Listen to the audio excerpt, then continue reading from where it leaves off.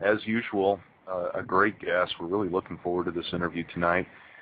Tonight with us is Bill Nell, and let me just give you some bullet point rundown on Bill. Born in New York City in '56, lived in New York, Florida, and Arizona. Began reading about the paranormal in 1965 at age 9.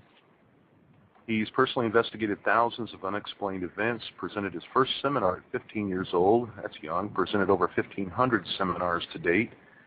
Seen on hundreds of television programs worldwide. Heard on over 1,000 top-rated radio programs worldwide. Featured in hundreds of influential publications worldwide. Written and produced over 40 paranormal documentaries. Author of hundreds of articles about the unexplained. He experienced 2 UFO sightings in 1988 and 1991 in New York. Former MUFON New York State Assistant Director. He's the founder of Island Skywatch and the New York UFO Report. And he's a consultant to the X-Files and major Hollywood films. Bill, welcome to Paranexus Universe. Thank you. Thanks for having me on your show. Oh, it's an honor. Boy, I mean, if you look at your website, which is ufoguy.com, right? Am I correct on that? Yes, that's correct. ufoguy.com. A lot of done in the paranormal field, and of course you are a consultant with WPRT Radio, Captain Jack, correct? On his program. That's correct. Yeah, and that's where. Yeah, I have a lot of articles on his website as well. People can stop by and read the stuff, and all. And I've got just tons of great reading. As I get around to writing up all the cool stuff I've done, I eventually get it on the website. It just takes a while to write it all up, So you started, you did your first paranormally related seminar at 15 years old, right? I kind of fell into it, and it's been that way all my life. I'll tell you, it's a scary thing when the paranormal seeks you out, because what happens is you find yourself drawn to that have had unusual experiences. I mean, for me, I live on Long Island in the New York City area. I lived 30 miles from Manhattan, but where I was very rural. I mean, it was us in the apple orchards when we first moved in there. I grew up in the 6th of them. My father was a former air officer, and so it wasn't unusual to have a lot of pilots, come over the house. Pilots did. There were so many stories about UFOs in the news that many times they would talk about, subject would come up, and they'd start talking about their own sightings. And when pilots get together, it's really different because nobody buys everything you say. You throw something out on the board, if you will, about a sighting you've had, and pretty much everyone will say, well, what was this? What was the altitude? How fast were you going? And eventually, when they get done talking and hashing it over, everyone will pretty much decide that, well, this was something we couldn't explain. And hearing that as a kid was very unusual because the government was telling everyone that most of the people that saw these things were crackpots or untrained observers, and I didn't find that. In fact, my dad had some involvement with our volunteer fire department, so I used to love going and hanging out there because they had these barbecues and stuff, and it was just some nice group of people. And when I'd listen to their stories, here we had first responders, firemen, police officers that would stop by talking about their stories. And, for me it was kind of weird, and people probably think I'm crazy to this day, but, Long Island is one of those places that just the paranormal surrounds you. There's so many sightings and so many hauntings and different things that were going on, and so I had to get that, I got the bug, I guess, and my first book that I read was Flying Saucers Serious Business by Frank Edwards, and hey, I was 9. I think I chose the book because I had a cool picture of a flying saucer on the front. I'm sure I didn't know what the heck the book was about, but when I started reading it, and he wrote in that style. He wrote in a very simple style, so it was easy reading, and man, was it a good book. And I found out later how credible he was, that he had actually replaced Edward R. Murrow, the famous Pulitzer Prize-winning reporter for CBS News for many, many years. He replaced him on the Mutual Broadcasting Network and started doing paranormal issues. And wow, I started to see that credible journalists, pilots, a lot of credible people were into this stuff. So it wasn't all crackpots. And yeah, that's pretty much how I got started. Wow. So where did you go from there? Well, by the time I was in high school, I had amassed a pretty good library. I mean, I used to drive my mother crazy. I had boxes and boxes of books in my closet in my room, and when I ran out of shelves, I'm certain that I had over 500 books, and most of them bought with my allowance money because in those days books were cheap. But at any rate, I I started loaning them out to friends that were interested in the paranormal as much as I was.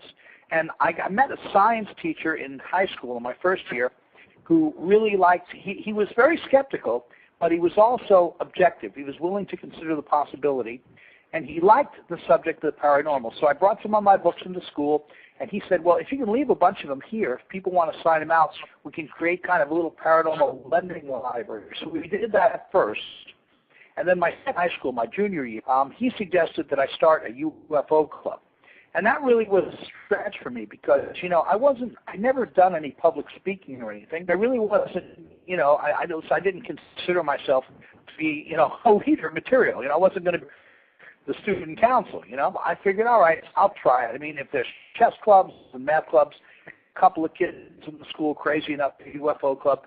So the teacher got all the paperwork together. I took it to the library, photocopied it, and we put out a little, you know, posters. And I figured, well, okay, the first meeting, which was held in the science classroom, bring 3 or 4 people. Well, I was stunned because the place was packed to the rafters.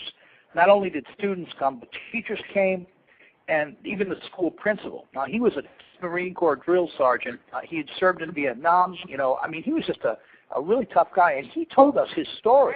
He actually saw a classic green fireball type of UFO that buzzed his camp while he was in country in Vietnam. And what freaked him out was the fact that after it happened and everybody saw it, he went to the officer of the day, who eventually brought him to the commanding officer, and they all said, don't worry about it. Don't even write it up. He's like, that you know, in a war, that just doesn't happen. He thought that was very odd. So he told the story, and then it dawned on me what it was really all about. I mean, by that time, that was about 1971. I would say that, well, of course, the government was no longer investigating UFOs. That they were done for several years by then. So people just wanted a place to go with their sightings. So I start my little UFO club, get some, you know, some of the other kids. We eventually took a small number of them that were really into it as much as I was. We had a couple of gals and a couple of guys and myself. And we ran the whole thing along with the science teacher, and we started, people were actually driving the school crazy because they started to calling the school switchboard with sightings to report, you know. And they actually had to give us a little mailbox in the office because they got tired of answering the calls. So one of the first calls that came in was about a bunch of younger kids who went to an elementary school a half mile from my high school. By the way, that took place in Gulfport, Florida. You guys are in Florida, on the west coast near St. Pete.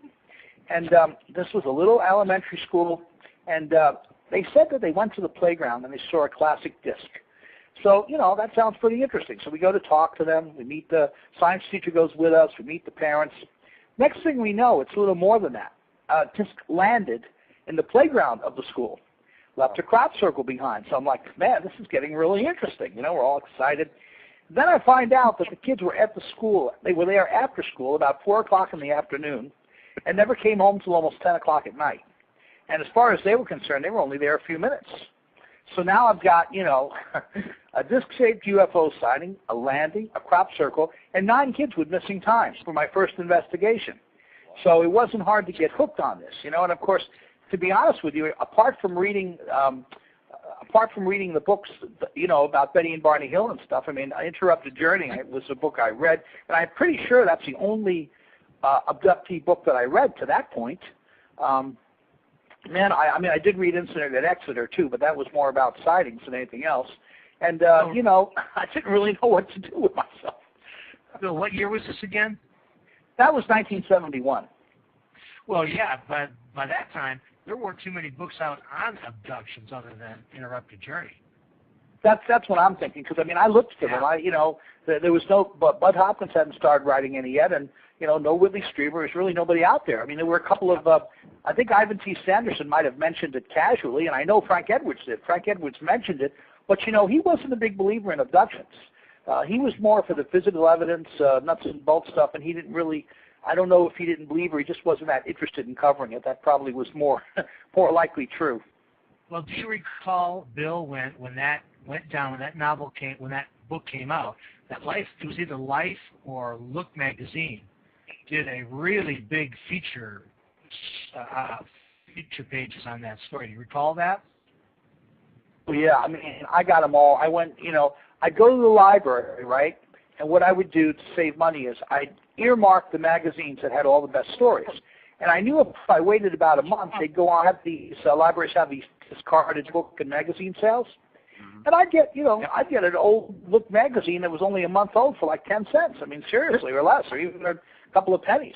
Away with, I had the original, I was the look that did the big photo spread on Betty and Barney Hill as well. Yep, I'm sure they covered it, but I think for about 10 cents I got the original magazine. I probably still have it somewhere, but that was I remember reading that, it really freaked me out. I read that book cover to cover 3 or 4 times.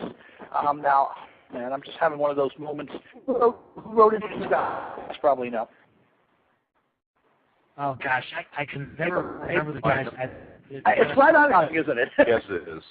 It's my author, too, because he also wrote the Ghost of Flight 401.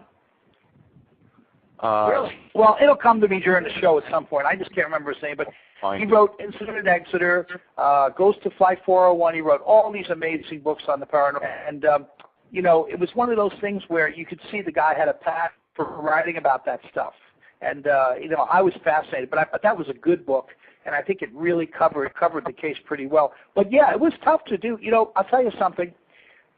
For people, because I know you told me earlier, you have a lot of people that listen that are kind of new to this, or maybe they're getting involved in paranormal investigation. John, and I'll tell you, the best tool that you guys, that anybody can have, if they're getting involved in this, is simply get involved. But be careful, because sometimes you want this to be an interest, but never let it become an obsession. You want to spend money on it, but not your grocery money. And you want to answer your phone, but not hopefully at 4 in the morning unless you can help it. And you want to answer your emails. I'll tell you, networking is what it's all about. That's what I did. I started after I started writing books, I started writing reviews on some of the books, and even then started writing. I think I wrote my first article for it was some ridiculous tabloid, horrible contest, like National Enquirer somebody was having, and I won first place in it for kids. It was for a kids contest, writing about flying saucers, and before I know it, I was actually selling articles to these little tiny newsletters, and I just sold a couple to Fate over the years, but not too serious, not too many magazines as good as that one in those days, but because there was a lot of pulp out there on UFOs that weren't really very good. But that's the thing, is you network yourself with other people. So consequently, I write and answer a lot of letters, do a lot of phone calling, because that's how you learn. You learn from other people's things, and you seek out help where it's available. Like I said, I worked with my science teacher. I liked him because although he was skeptical, he was also fair. He wasn't a true dyed-in-the-wool skeptic that just says, well, I'm going to go out and debunk absolutely everything I do. Every case I come across, I'm going to try to debunk. And he wasn't a true believer that says, yes, they're definitely out there, and I know them, and I talk to them every single day. I know their entire plan, and they're going to make me their king next year. No, that wasn't like that. So I like people that are right in the middle of all that. John Fuller was the author. Thank you. I feel like such a dummy because he is literally one of my favorite authors, and for some reason I just couldn't remember his name. But he is I'll tell you, anybody that gets a chance to, of course he's no longer with us, but if you get a chance to get some of his older books, man, is that good reading.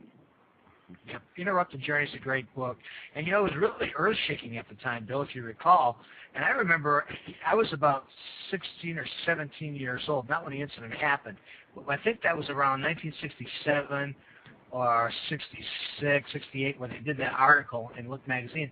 And I was really unnerved by that, even as a kid, because nothing of that magnitude had ever been brought forth to the public, to my knowledge.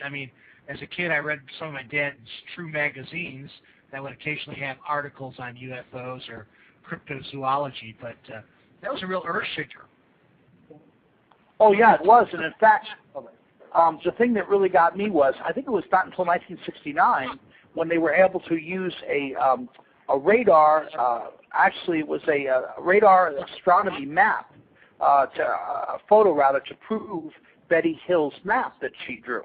It took them, she drew the map about 2 or 3 years before we even had the tune up there where she was drawing it. So I thought that was one of the cooler things. There's something about her case that people forget. She was given an amniocentesis before the procedure was even invented. That's one of the things that really blew my mind away. Yeah. Yes, that's right. It's a surgery, which was Isn't that amazing? Unheard of at the time. and now look at a sort of procedure. And, that's not only true of her, other abductees and contactees. My favorite, Charlie Hicks, I probably know him.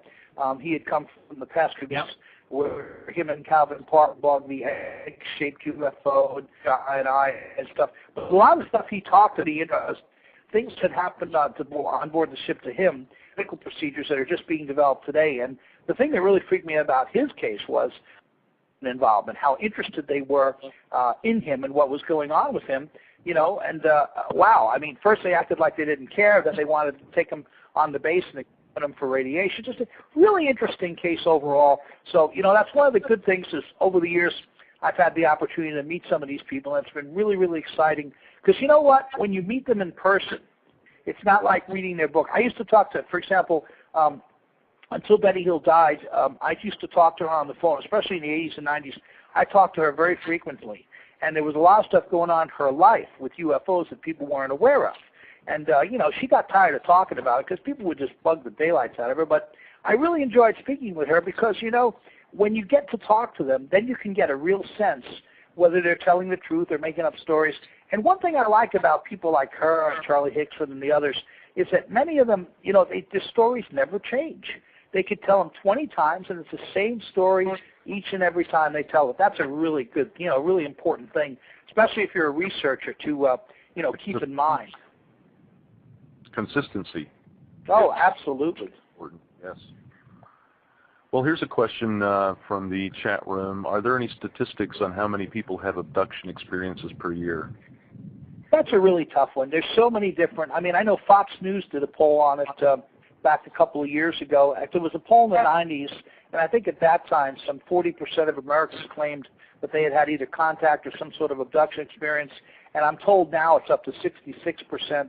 I just don't know, because when you talk to people that make those claims, the contactees are tougher to deal with because many of them, they come up with individual stories, and if there's not a lot of commonality, it's a tough nut to crack. But the abductions, there's a lot of physical evidence. I mean, the scoop marks, the holes in their teeth, the holes in their ears, the implants. I worked with a guy named Richard Price who really blew me away. This guy had an implant that was put in the lower abdomen part of his body. And eventually it came out. It was studied by a man named Dr. Pritchard at Syracuse University in New York. He was from upstate New York. And, this was one of the first times, and this was probably, I'd say 1988. This was one of the first times when we actually had something that, came from somewhere else that could be proved. In other words, a legitimate scientist took a look at it and said, wow, this is made of very common things. It's got selenium in it. It's something you'd find in a circuit board, but the way it's formed, we can't do it, I love cases like that. So, I don't know about actual numbers, and I'm certain the numbers would vary. But, if you asked UFO investigators like myself, I would say probably only about 20% of my cases ever involved abductions. But, man, some of them are really interesting cases. And, most abductees don't want to talk about it. Very few come forward. And the ones that do, when they come forward, it's only because they really want to validate or even put an end to what's been going on, with them. I talked a little bit about running into people with paranormal experiences. And when I Florida in around 1970 from New York, one people I met was the granddaughter of my father's buddy from the war. We used to call him the Colonel because he served on, like my father, he served on General MacArthur's in World War II. But his granddaughter, she used to see little men come in her room at night. And when she took her months to tell me this story because she's like, everyone thinks I'm crazy, like, well, what do the men look like? Well, first they look kind of like leprechauns. And she got so freaked out about that every time she was of Irish extraction, and every time, St. Patty's Day would come around, she'd yell at her parents not to put up the little leprechaun things on the door, and the little cutouts that people put out on St. Patty's Day and all that stuff because she was sick of them. But then after a while, as she got over for several years, she eventually got involved with the UFO Club, and she started seeing them morph into more serious-looking gray-type creatures, the classic grays that we see all the time on television portrayed in that sense. But the thing that freaked me out was that these things would come up to her, and only one would talk, and she could never seem to remember exactly what the one would say to her.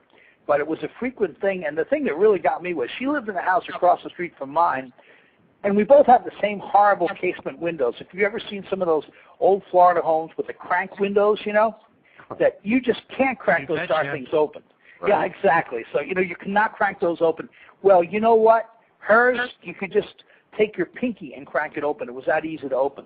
Everybody else's, no. Mine, you couldn't even open the darn things, but hers, no problem. And then also what I found of commonality-wise was on her windows and a lot of others, abductees cases I've worked on, all these little four-fingered marks on the outside and inside that were almost scraped into the paint and the wood, you know, really stuff like that. A lot of physical evidence involving abductions. Well, you know, I've read in some books, you know, when we're talking about the estimate of how many people on the planet have been abducted or presumably abducted.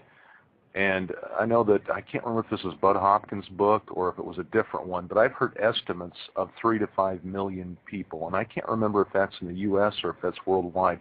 Have you ever heard anything like that?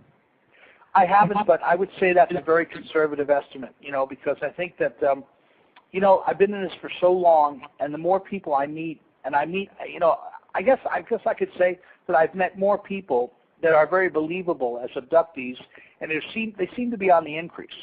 And because I did get involved with this so young, I guess it kind of stuns me how many kids were experiencing this. I'll tell you something that really blew me away. Back in the early 90s and late 80s, I occasionally would do like little speeches at schools. I normally didn't like going to schools because, you know, some of this stuff could be very frightening. And when you go to a junior high or high school, that's fine. But going to an elementary school, even junior high, you don't want to scare people. That's not the purpose of paranormal research, to frighten them, you know. And some of the stuff can be pretty frightening. But I went to this one junior high, and this teacher invited me, very, you know, really interested in the paranormal, and spoke before the school. And then she brought me back to her class and asked me to say a few words for her class. And all the kids in the class made drawings of what they looked, you know, what they felt an alien would look like. And, you know, being from Long Island, I know there's a lot of activity there. There's a lot of abductions that go on. But I got to tell you, it scared the daylights out of me because some of their drawings, well, you know, I'd say 3/4 of the class made drawings that really scared me. I mean, it was in terms of, you know, I knew that either they had had experiences or someone else very close to them must have, because no one draws something that good, you know, from imagination. And the drawings were original. They weren't like drawings of the, you know, the alien on Whitley Strieber's communion book or something like that. They were really original drawings that just frightened the daylights out of me. Some looked like they were hybrids and stuff like that. So, you know, here I am worried about scaring the kids, and they end up scaring me. So, you know, I think there's a lot more abductions going on. You know, you can't help it as a UFO researcher and investigator. You know, in a while, you begin to wonder if you're just living in an age and somebody else is pulling all the strings. You know, it's the inevitable, I guess it's just the inevitable result of being in the field for so long. Try and back away from that and keep a positive attitude and say to myself, whatever's going on, it probably can't happen anyway, so I might as well study it if nothing else. Are you familiar with the Cash Landrum case? Oh, yes, very much so. Well, we've got somebody in our chat room, and it was her ex's Aunt Betty Cash. So somebody related, or used to be related by marriage, and brought it up. Do you want to just, do you feel comfortable in just talking about that? Sure. People that, you know, are unfamiliar with this happened in Texas, and this was Betty Cash and Vicki Landrum and I believe it was their grandson, if I'm correct. I think so. It's been a while since I've looked up the case, but they were on a road, and basically they began to see a strange object. A lot of helicopters came along later. But you see, when the object appeared, it kind of sent out a big glow. And the glow was so intense that I believe it was Betty who had her hand on the dashboard. And you could actually see the imprint of her hand on the dashboard after the event was over. Now, I know that I'm not sure about Vicki, but I know she developed some sort of cancer as a result. She felt it was a result of this contact. So it was pretty scary because... I'm sorry, go ahead. Involved in litigation for years. I think they tried. Oh, yeah, this was such a railroad. I was so angry. I mean, you know, Now, there was a fellow named Lloyd. I can't remember if that was his first or last name because I'm not from Texas and I'm unfamiliar with the politics, but I know he was one time running for vice president when Bush and Quayle were running, and I just can't remember his full name. He was involved in this case, directly involved, and he really railroaded those gals. I mean, the Air Force railroaded them. You know, one of the stories that made me very angry was they told the story of how that after the event, they were eventually brought to an Air Force base. Now, when they were, I think they assumed that they were going to be given some treatment or some help. Well, the gals were there for almost 24 hours. They weren't even offered so much as a drink of water. They were just questioned and released. And, you know, well, like, tough luck, Chuck. You know, you're out of luck. It's so sad the way the government treated them, regardless of the cause of their event. I know that Hans Schlussler was heavily involved in that MUFON guy. He had went there and he had investigated, and what was that the authorities had wrong, and I believe they removed as much as 3 inches of soil and large portions of the roadway where this occurred. So, you know, you could argue this was a secret plane or something. Based on the sighting reports and what people said happened and what others saw and the typical type of UFO that this was, I don't think this was a sport. And then, of course, the famous skeptical quotes, well, they saw helicopters. You couldn't even put that many helicopters together on a weekend to occur. And I laughed about that because did you notice when the Stephenville stuff happened down there in Texas, they used the exact same excuse? Oh, you couldn't come up with that many F-16s or F-14s or whatever was up there at one time if you wanted to. It was the same lame excuse. Well, you know, one of the things that was really interesting about the Cash Lantern case, too, Bill and Doug, was the fact that Mrs. Cash and I believe the grandmother as well all had radiation burns, or they also had pretty violent symptoms that were consistent with exposure to radiation.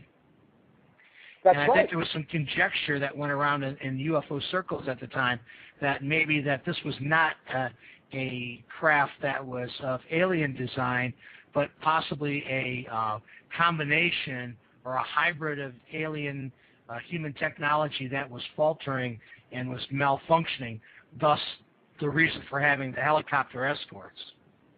That's entirely possible. It's also possible that someone might have been trying to pilot an alien craft, for example, a human pilot. Absolutely. I have worked on cases where people have been irradiated in conjunction with, alien abductions and UFO sightings, so I know that that's always a possibility. The thing that really bothered me, too, was I remember that Betty had said that when she went home, both her and her grandson, and I guess Vicky, became violently ill. They became very itchy. I mean, there were obvious signs right away. And, I believe they ultimately decided that they might have been affected by ionizing radiation. Now, that really intrigued me.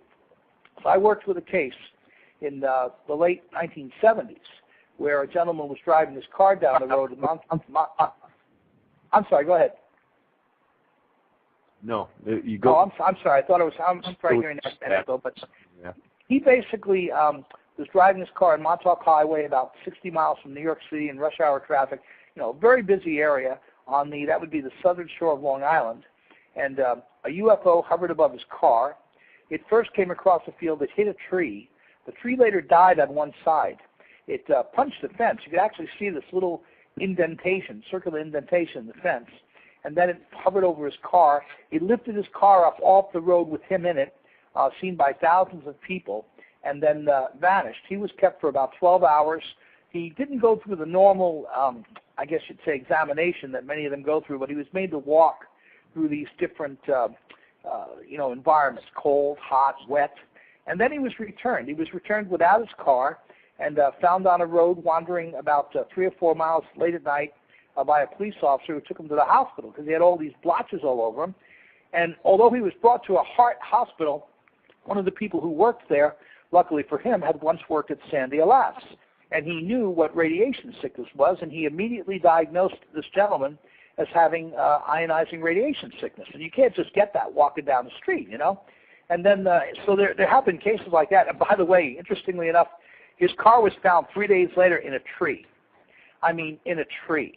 And the funnier part is, once they got it down, one of the things he said was that when he first got in the ship, if you will, the UFO, these gray creatures tried to come at him, and he pulled up his window so they couldn't get him, but they like it was nothing. They pushed down the window and broke it.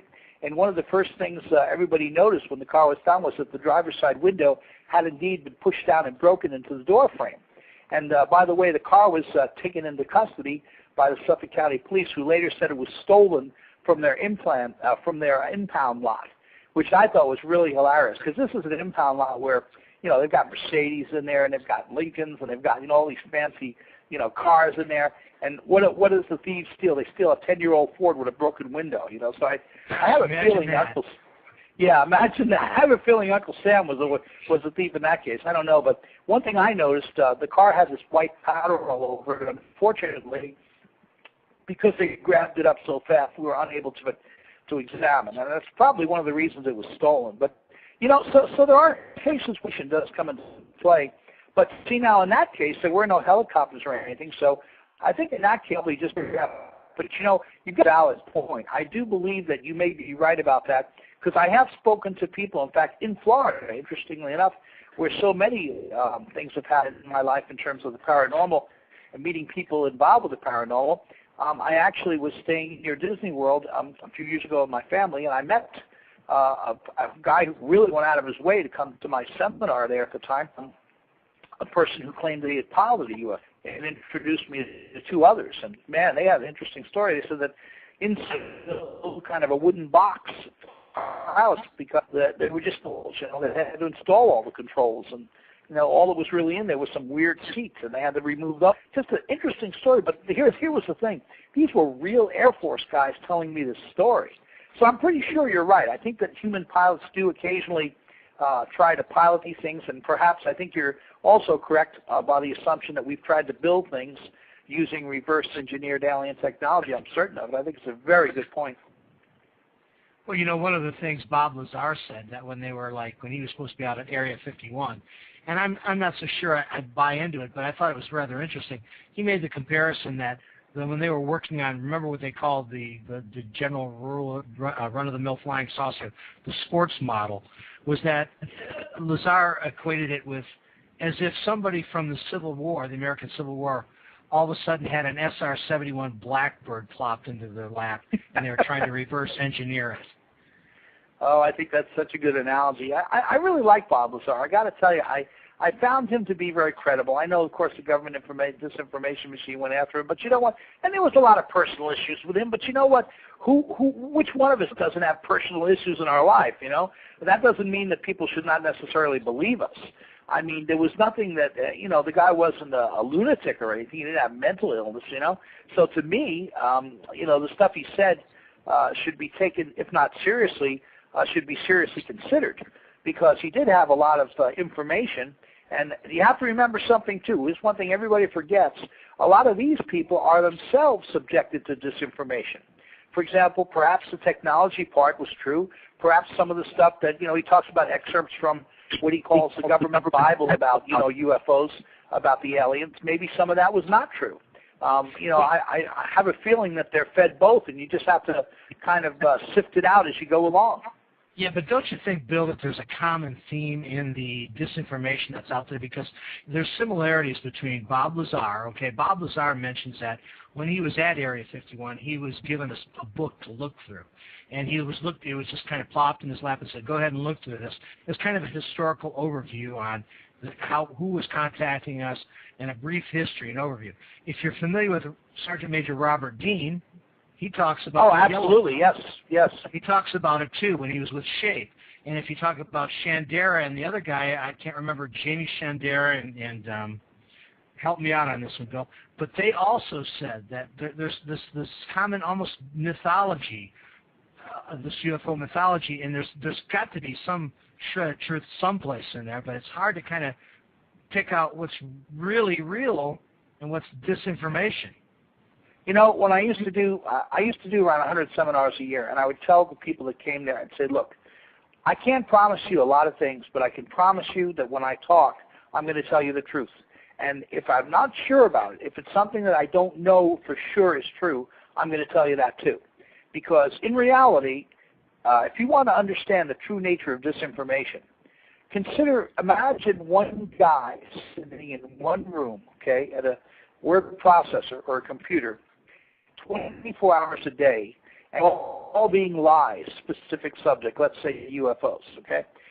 The government that can afford 10,000 of those guys, okay, doing the exact same thing and then encouraging others to do it, whether they know they're not. For example, many people in the media don't take it simply because they're taking a serious look at it. They just, they've never met a government press release they didn't like. And part of the reason is because the government, blows them away. They say, well, would you be interested in this? Don't you want on the, on our good list, one of the email list of people that get first notice when the president says something? A lot of pressure that people are unaware of.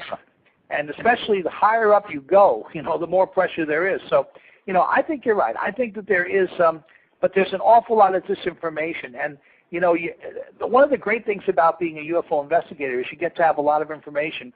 One of the sad things is you see all these people that don't. And that's one of the reasons if people go to my website at ufoguy.com, I have all my stuff on DVD. I was brought up in a TV generation. TV was my babysitter, so I've never written a book yet. I've put it all on DVD. Because people forget, there's stuff that happens and important things that have happened in ufology. We talk about Betty Hill today, but in 10 years, people will say, who? Who's that? Yeah. Because it's not written in the history books. One of the questions I wanted to ask you, because I know you were affiliated with MUFON, and in UFO circles, we were all under the impression that MUFON was heavily infiltrated by people that were there for disinformation. Can you comment on that? In your experiences when you were affiliated with MUFON, did you suspect that there were members amongst the group or contacts or information was provided to you that may have been, by somebody who was intentionally trying to make you guys look foolish or? Well, this is how I feel about MUFON, and I want to be fair, because I want to tell people that it is one of the oldest grassroots organizations, and yeah, there's a lot of good people out there in MUFON in terms of localities, like local groups, and state groups and stuff. But one of the problems with MUFON has always been, from the hierarchy, most of the people that work for it, or most of the stars, if you will, of the organization, are former government people. They either work directly for the government, or they worked for government contractors. And that makes it hard to kind of say, well, that doesn't make them guilty, don't get me wrong, but it makes them suspect. Because, I got to tell you, one thing that used to frustrate me was that I would spend a lot of money and time sending them stuff. I had some amazing cases, and then the stuff would end up in their drawer somewhere, and they'd never comment on it. I remember one time when I investigated the Casino Park case, which is on my website, where a bus full of people, 9 o'clock at night, saw a UFO land in Casino Park in the borough of Queens, New York City, on a very busy street. It's one of those streets where it's only a quarter of a mile from the Long Island Expressway. So it's an extremely busy area, and even though there's a park there. The object hit a tree, just like with the abductee case. The tree died on one side, was living on the other, just like the abductee case I talked about earlier. But also, it left a crop circle and some strange material behind of superheated stones. All this evidence, all this stuff, so I send it all to MUFON, wait a couple of months to hear something. Meanwhile, it's been all over the media. I started talking about it right away because I wanted people to see how many other people had seen the things, and many had. And when Walt Andrus finally God bless his soul, finally got back to me, he said, well, Bill, the real question I have for you is what kind of grass is in the park? I'm like, what? What? I guess he felt I hadn't done my job because I didn't find out whether the grass was Bermuda or Kentucky blue or what it was. This is the mentality. And you know what? I hate to say it, but that's the kind of stuff that destroys a good case. It's the kind of stuff that will destroy ufology because we nitpick on the small stuff, but we miss the big stuff. And that's one of the problems, not just with MUFON. Don't place it all in their door. It's with a lot of organizations, and also the fact of people starting from day one, they're saying, well, in order to please the skeptics. And MUFON did that. The one thing I got to say, that was their biggest mistake, was that they made Phil Klass a star. One of the biggest skeptics of all time. You would have never heard a name if it wasn't for MUFON. And, you know, He was their it got to poster the point boy. where, well, you know what? If that's what we're going to do, if we're going to play out that don't believe in anything, why even bother? You're never going to win an argument with someone like that. I don't care what. You know, if a UFO landed in their backyard, they'd tell you it was something else. You know, who knows? Yes. You know, there's another case. Dusty Smith, who's part of Paranexus on the International Standards Committee, she had to work tonight with me to ask you a question because she really was bummed that she couldn't listen in. She wanted me to ask you if you remember a sighting in Suffolk County, Long Island, from the early 70s. I know that's a little vague. She doesn't give me a lot. She said it made the news in the newspapers because so many people had seen it, including the police, military, and some scientists. Does that ring any bells? There were a lot of sightings. I wouldn't know exactly which one because no, it's one of those places where, well, let's put it this way. Years ago, when Dr. John Hynek was still with us, he was one of the few UFO people, in a sense, if you want to call them that, UFO researchers, that actually got a chance to go on the Johnny Carson show. Johnny Carson only ever had 2 UFO guests. One was Charlie Hickson, and the other was Dr. John Hynek. And when Johnny asked, Tonight Show, Johnny asked him, where in the United States do you feel that most of the UFO sightings, most of the credible ones, are seen? And he said, oh, that's easy on Long Island. And it's like that. I mean, the place is just, it's amazing, the stuff that goes on there. And there's a lot of, because there is a lot of military presence there. There's a lot of government contractors. For example, because the UN's in New York City, and, you know, most people consider the fact that most of the foreign embassies contain spies. For that reason, Suffolk County police are told that if they see a diplomatic plate anywhere in Suffolk County, out past Route 110, which is a divider between Nassau, which is closest to New York City, and Suffolk County, they have to pull them over and report them. You know, there's a lot of secret stuff that goes on. There's a place called Calverton that Grumman Aircraft used to run that all kinds of secret stuff went on there, and there were stories of underground bases, and, you know, you'd see discs. I mean, but we used to go out there and see these glowing things taking off from the place. It drive you crazy. I mean, you go out there on certain nights and you just see this. I've got tape of this. I've got this on video. And because several of my friends, because I grew up there, ended up working for government contractors, and I'm sure they didn't say very much, but they tell me, hey, go here at this certain point or go there and you'll see something, and hey, they were often right. So, you know, who knows? But I don't know of any specific sighting. I know there's been a couple of UFO crashes, some bizarre stuff going on. John Keel, I know, once said, famous author of the Mothman Prophecies, he once said that he felt there was a UFO base underwater off the coast of Long Island, and in that regard, I got to say, in 1971, I read a Rudder magazine, which was a big boating magazine because I was into boating, and they actually published an article about UFOs. Said that if you're a skipper of a small ship, perhaps a power boat, you might want to be careful because if a UFO comes by, your engine might cut out, and you might not be able to get it restarted. And they were very serious about it. They pointed to several cases that happened right off the coast of Long Island as well. There's a couple of questions from Sharon in the chat room. One of them was in reference to abductions. She asked, are there incidences of human mutilations related to abductions?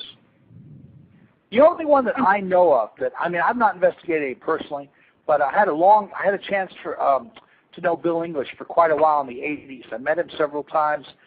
Spent a lot of phone time with him. Of course, he was a former Green Beret who claims that he witnessed the results of a human mutilation while he was serving in Southeast Asia, you know, during the Vietnam conflict, the Vietnam War. So he says that he had a military plane which was in perfect shape except for the fact that inside the crew had been, you know, strangely mutilated, and that later on when he was working at a listening post, I believe it was might have been for the NSA at one of the RAF bases there in England, he said he had seen a Project Blue Book, a secret Project Blue Book report, not the one that we all have now. And he said that in the report there were pictures that he took actually of the plane, and it was considered a UFO event, at least considered it. So I know it was a case of human mutilation. I know most people, if you read about it, you'll see the famous Brazilian case of an alleged human mutilation. But I've never seen that. People understand something about these aliens, okay? I don't know what their agenda is. I don't even know if they have one. They may be so different from us maybe the word agenda doesn't, fit, but I do know this. It has become very plain to me and Bud Hopkins and many other UFO researchers, abduction researchers, that they will do whatever it takes, no matter how painful it might be for the person being abducted, to accomplish their agenda. If they hurt you, and they're not going to worry about it. They may say they're sorry, or they may act like they are, but nonetheless, it just seems to be, you almost feel like they're lab rats, unfortunately, at this point. Well, you know what, Bill? One of the things, I can't remember what account it's from, but it was from an abduction account. And one of the things that I thought was very striking was somebody was being examined, undergoing the usual examination, and during the course of the examination, their thoughts were, you have absolutely no right to do this to me. And the response they got was, we have every right to do whatever we want. That's correct. I thought that was really too. kind of frightening. I thought that was very kind of frightening, and it really makes one wonder about some of the guys, some of the dark side hypothesis with like John Lear and Cooper and all those guys, and the Krill memorandum and all that kind of stuff, which is really way out there kind of stuff. Well, you know what? Let me make a comment on that just for a second, though, because I'm glad you brought that up. I just want to make a quick comment. Bill Cooper was obviously the conspiracy guy himself, right? But you know what's funny? I met him. I knew him for a number of years. I did some interviews with him when he was at the Whole Life Expo in New York City. And the funny thing is, the stuff he was saying then, of course he's no longer with us, but in the 1980s and 1990s, or early 90s, the stuff he was saying then, much of it's come true, which in and of itself is very, very scary. I just wanted to drop that in there, So I don't know, he may have been, may have gone a bit too far, but he sure, some of the stuff he mentioned definitely came true. Yeah, it almost seemed like that was once again, my feeling is that with every large dose of disinformation we receive, there's some kernels of truth in it. And one of the things that really kind of troubled me about John Lear and William Cooper and some of their associates at that time was that it was almost like they were setting the stage for this incredible negative viewpoint as to what was going on. That the government, they really kind of fueled the paranoia that the government was in league and had signed a devil's bargain with the aliens and, the Dulce War that went on and all that kind of stuff.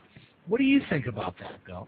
Well, I always call it the Lear filter. I love John Lear. I think he's one of the most amazing speakers and certainly one of the most interesting people you're ever going to meet in your life, But I got to say, you got to use the Lear filter. You got to figure that, okay, I would say up to 70% of what he's saying, he probably does either for his own agenda, someone else's, or just because he has fun doing it. The guy's he's a wild man. He's a wild man, But then there's that 30% that scares the crap out of you because that some of what he's saying is absolutely true. Look, I used to show people in my seminars, because I talk about alien technology and things like cloning, okay? And I showed them a photograph of a cat that was cloned with a rabbit, an experiment the CIA did in 1967. Now, that was 1967. My father, as former Air Force general, used to say that the government technology is probably 50 to 100 years ahead of what you're using in your house. That was his assessment. He didn't have proof of it, but he felt that from years of exposure to government people. And, now today, people back then would, you've got to beat this stuff. Well, maybe not. Now today, you see stuff like that. Now they're talking about making pseudo-humans, seeing animals in humans, all crazy stuff. But see, back then, it wasn't, people just didn't believe it. I talk about time travel. It showed this amazing found on Palestine Hill in Rome. It was from AD that showed a rocket and a modern building. And interestingly enough, if you've ever been out to Cape Canaveral, whatever they're calling it these days, the U.S. Space Center, you will in fact see them, and you probably at one time, if you'd been there during the days of Mercury, you would have seen the aircraft because it's the vehicle assembly building, the small office building below it, and one of the old Mercury aircraft on the spacecraft on the launch pad. Now, how in the world? Why would they draw something like that? Why would someone like Jules Verne, a Frenchman, write a book about 3 American astronauts taking off in a 3-stage rocket from the East Coast of Florida and call it from the Earth to the moon. I mean, stuff like that. And yet today, now they say, you know what, time travel is not only possible, but now we consider time and space one entity, whereas before we separated them. It takes a while for us to be able to believe stuff because it takes a while for our science to understand it. And it seems like that's been one of the most exciting parts about being a UFO researcher, is that I've come across this stuff years before it's happened. And even though, like I said, I'm sure at times made me look like a bit of a crackpot, nonetheless, it's all coming true now. We're seeing this. I mean, look, when my parents were kids, the idea of transatlantic flights on a regular basis was Buck Rogers stuff, science fiction stuff, the idea of a man landing on the moon, you got to be kidding me, right? Now, when I was a kid, the idea of time travel was laughable. Well, who knows? We've landed a man on the moon. Who knows what we'll do next? Technology, well, Bill, who knows with technology, and who knows where we're getting it from? Well, Bill, when we were kids growing up, who would have, might have thought there might have been life on Venus, there might have been life on Mars, but in our wildest imaginations in the 60s, did you ever consider the fact that there might be life on one of the moons of Jupiter? Oh no, absolutely not. In fact, if you read the latest thing about the moon, how they found these little globules to show that there was once water on the moon. For water, yep. Pretty cool. Well, when we get to that, when we start talking about water being so ubiquitous everywhere, it's a no-brainer as far as life is concerned. Well, that's the thing too. It's funny because as you get involved with this, the first thing, I love Richard Hoagland. I think he's got some of the most cool stuff out there. He's done the Face on Mars. He's done a lot of that research. But he pointed out something. He spoke in Washington last year. A lot of people ignored him. Too bad, because he brought some very valid points about NASA. One of the General Services Administration. Now, these are people that basically deal with a lot of issues in government agencies. They went through all of NASA's paperwork, and they decided that NASA, the National Aeronautics and Space Administration, probably the least truthful of any agency. Now, imagine they were actually truthful than the CIA. What does that tell you? And why doesn't that scare the daylights out of people? I've seen it from the time I was a kid. I remember recording. We had an old reel-to-reel tape recorder, and of course, when the first shot moon Apollo 11 took off for the moon, man, we didn't have any. I wish we had video of recorders at that time. But they had a radio station in New York City that 24 hours a day played all the transmissions from the astronauts and from NASA, from Houston. In those days, they didn't try to cover it up. They made it available to the press. If they wanted to play it, they could play it. I recorded all that. And one of the things I remember recording was this weird noise thing. It sounded like a different language that came over the radio. There was a number of things that happened during that mission that were very, very strange that nobody talks about today. And I remember watching Walter Cronkite on television, who was covering it at the time, and that actually did come over the television as well. He was like, what was that? And then later on they tried to explain it away. I love their explanations. They said they had a cassette player on board so the astronauts could listen to music, and one of them thought it would be funny to reverse it and play it backwards. Later on they found that wasn't possible. It wasn't the kind of cassette player you could reverse. It was a lie. And it sounded like a strange language, and at the same time, you hear Armstrong saying, they're following us. Well, who was they? It wasn't the Russians, because they were already halfway to the moon. Did you hear things like that just blow you away. I play some of that stuff in my seminars, and I have it on my DVDs, because, it's just too cool to ignore. That's where they were asking NASA where the SRB was. And NASA told them they knew damn well that it wasn't SRB. And when NASA came back and told them, Mission Control said the SRB is 6,000 nautical miles away. Yeah. So whatever it was trailed them halfway to the moon. It's just unbelievable, the stuff you hear. I remember going to with my dad to a base barbecue. He was retired. I was born later in my dad and mom's life, but in the 60s, he was already retired, the early 60s. But we went to a base barbecue at Wright-Patterson Air Force Base, and the keynote speaker was Chuck Yeager. And I really wanted to meet him. I wanted to get his autograph, the man who broke the sound barrier. And so he's speaking, he's talking about his flights and the early X-planes. And some guy yelled up, one of his buddies yelled up, hey, Chuck, we hear all about these flying saucers. And they were laughing about, Hangar 18, and they said, hey, Chuck, do you know where they got the bodies over at this base? And everybody was laughing about it. And he just got real serious. He said, well, you know what? Before you laugh, I've seen one of those things. I was like, what? He said, yeah. I said, while he was flying one of the early versions of the X-plane, he said that this thing came off the starboard side of his aircraft as a classic disc, moved out in front of him, and apparently he was so scared he figured, if this thing stops, he's a bug on its window. He's probably right, because those early versions didn't have a lot of maneuverability, and basically the thing vanished. Now the normal thing, the normal procedure after a flight would be you'd go down into the briefing room, you'd have a projector, you'd see the day's flight films, the flight engineer would be there, the General Electric that built the engines for those aircraft would be there talking about how the performance went. And this day, there was no projector. No, he wasn't going to see that film, even though he did film it.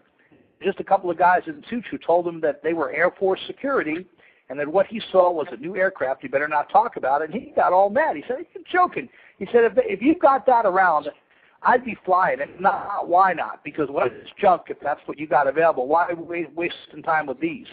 He didn't buy it. But, I mean, he was a true story. He really felt that this actually, something around it happened. Now, that's Jaeger. How much better does it get than that? Amazing stuff. All right, we're coming to an hour, and we're going to take a break here in just a minute. Appreciate everybody listening in the chat room and asking your questions and so on. And a great discussion going on, some very interesting stuff. We've got some more questions to get into after the break. If you're not a member of Paranexus, why don't you come and join us, paranexus.org. We've got a conference coming up in October. We'd love to meet you there. That really covers a lot of different areas of paranormal research, trying to get spirit-related things, hauntings, parapsychology, ufology, cryptozoology, etc. So there's a lot of information on paranexus.org. We'd love to have you there. We also just launched a new website, parazonetv.com. It's a YouTube-type site where you can share some of your paranormal-related videos and audios and so forth. So take a look at that too, parazonetv.com. Love to have you there. Great discussion with Bill Nell, and we'll have more of it coming up right after the break. So hang. And welcome back, everybody. Doug Kelly here, your host, along with my good friend and co-host Grant. Hey, Grant. Hey, what a great night tonight, having Bill here talking tuna fat about UFOs. Oh yeah, welcome back, Bill. Hey, thank you. Let me take a moment to tell people, I met these guys on Captain Jack's show, and I got to say, I was so impressed because they were, doing their investigation on the Stan Romatic thing, and man, oh man, people need to join your website. They need to, sign up for your stuff, because I did right away. I was the very next morning. I went out there, signed up, because I was like, I want to see all this cool stuff, and people need to support the UFO researchers that are out there. So after you go to my site at ufoguide.com and spend most of your money, save some for you guys, because you guys got some awesome stuff on there. And, this is where the cutting edge is. You want to know where the information is, believe me. These folks that I'm talking to tonight have credible information, and those are the kind of people you want to deal with, because they're passionate, they're excited, and they're doing great work. Well, thanks, Bill. Grant, would you remind me to send Bill a check for that? Yeah. Don't worry, I'll bill you. Oh, what a nice guy. Yeah. Hey, Bill, I wanted to ask you something. We've been in this for an hour now, and what I would like to ask you is, in terms of your UFO research, in all this time you've been doing it, has there been any person that you've met or any investigation you conducted that's literally knocked your socks off? And if so, tell us a little bit about it and why it knocked your socks off. It's a tough question, only because, one of the first things that happens when you get really seriously involved in UFO research is you reach what I call these pinnacle points. Just when you think you've heard it all, seen it all, done it all, you get to this next pinnacle point that comes with the next major story, the next exciting thing. I'll tell you a thing that really got to me, okay? Growing up where I did in East Meadow, Long Island, one of the most interesting areas was a place called Hefner's Corner. This is one of my favorite cases, because even though I was a kid at the time, some strange things happened. For example, there's an old house there called the Noon Inn. It was built in the 1700s. It was rebuilt a couple of times or fixed up. It's been everything from an inn to a hotel to a speakeasy during Prohibition to someone's house. And finally, when I was growing up, there was a storage house for a construction company. It was located on Hefner's Corner on Newbridge Road, just about maybe a couple of miles from the expressway and about a mile from the Northern State Parkway. But anyway, to make a long story short, if I can, it's just the house was considered to be haunted. So one of the things that local kids would do, they'd go in there, you know, and kind of play around. I think for the most part, it was just a place to go and drink some beer, you know, and not get caught. And they often did that. But unfortunately, in 1962, three street boys went in, and they met a vagrant that apparently was mentally ill and killed them. And he was later arrested, put on trial. He's kept in Union, which is right next door to East Meadow. Now, after that, we started calling the place the murder house. So you just imagine, and of course, nothing that could happen because now everybody wanted to go in the house. They tried boarding it up, they tried locking it, but kids would always break in. And one of the stories that got to me was a couple of people that I knew that were older than teens at that time. They actually went into the house the day before Halloween, '62. They basically said that while they were in the house drinking beer, this cloud formed out of nowhere inside the house in the same room where the boys were killed, and three faces came out of the wall. And the three faces were faces of the boys. Now, the reason I believe the story was they went hauling out of there, and that wasn't their style. You know, they were macho types, and, you know, that just wasn't their style. They called the police, who told their parents. The police came, scoured the place. Now, on the same night that this happened, the vagrant who had been arrested for the murders hanged himself in his jail cell. So there were a lot of coincidental moments about it. Now, later on, that house was moved to the Bethpage Village Restoration, which is an old restoration community. They try to take a lot of the old houses that were set for destruction and keep them in this area and create kind of how life on the Long Island was during the 1800s. And so once it was moved out there, things didn't stop. I've gotten a number of emails, including one just today, from a fellow who said that there's workmen out there that refuse to go into that building. It just scares the daylights out of them. Now, after that happened, the next thing that happened was even stranger because the town of Hempstead decided that our town, East Meadow, which was growing very, very fast, needed a pool. So they bought Hefner's property. He was glad to sell. He was probably getting tired of the construction business, and he was kind of older. And basically, they started building this pool. By '65, the pool was open. Now, the pool wasn't open for a month. I was on vacation at that time, which I could really I'll never forgive myself and my parents for this. We were out of town when it happened, but believe it or not, broad daylight. By the way, the time of 12 o'clock noon in that town is a very odd and mystical time. For centuries, church bells would ring their bells. There were stories of the dead walking. The firehouse would always ring test their sirens at 12 noon. There was the noon inn. But anyway, okay. Right around almost the stroke of noon, a huge classic disc UFO hovered above the pool. I'm talking, this is a place, it's one of the busiest corners in town, and it's a crossroads. If you want to get from one side of the island to the other, you don't want to take the expressway, it's a road a lot of people use to get to the South Shore. So, people saw this thing. People came dashing out of the pool. Within about an hour or two, the pool water turned a dirty red color. The thing was only there a few minutes, then it just vanished. It went out towards the South Shore, and I know it was seen out there before it eventually vanished and went out of sight. But I wasn't there. And I only lived 2 blocks from the place, so I probably would have, if I didn't see it, I might have had a chance at it. But anyway, we got back from vacation about a week later, and my dad was unpacking the car, and my mom was bringing stuff in, and I was helping, and we saw these guys in these black suits walking through the neighborhood. And they finally, we got the car unpacked, and by the time they got to our house, we found out they knocked on the door, they were FBI. We showed my dad the FBI badge, which he wore because he was, an Air Force general at one point. So he'd seen lots of FBI guys. And the guy said to him, he said, well, we're going through the neighborhood today because we want to reassure, especially people in the neighborhood, that my dad's like, what are you talking about? He said, well, so he told my thumbnail sketch of what happened at the pool. He said, well, this wasn't, flying saucers. Something got loose from Brookhaven Labs. You know, the scientists were playing around out there and hovered over the pool, you know, and my dad, I could see he had that look. You know, my dad was one of those people who would, like, start just laughing out loud, you know, like you just did, you know, or he would just get real serious. First he laughed out loud, then he got real serious. He said, I can't have you people going through this neighborhood and actually expecting people to believe it. He slammed the door in the guy's face. He was mad. He was so the rest of the day. I don't know what set him off, but he was just like beside himself because he couldn't believe the stupidity of it. It would be like saying that, you know, the neighbor's dog got loose and chewed up your daisies or something, you know? I mean, it was so crazy. I was going to say I'm going to call animal control any minute. Oh, it's insulted his intelligence. Oh, it was a horrible explanation, you know, and it really made him mad.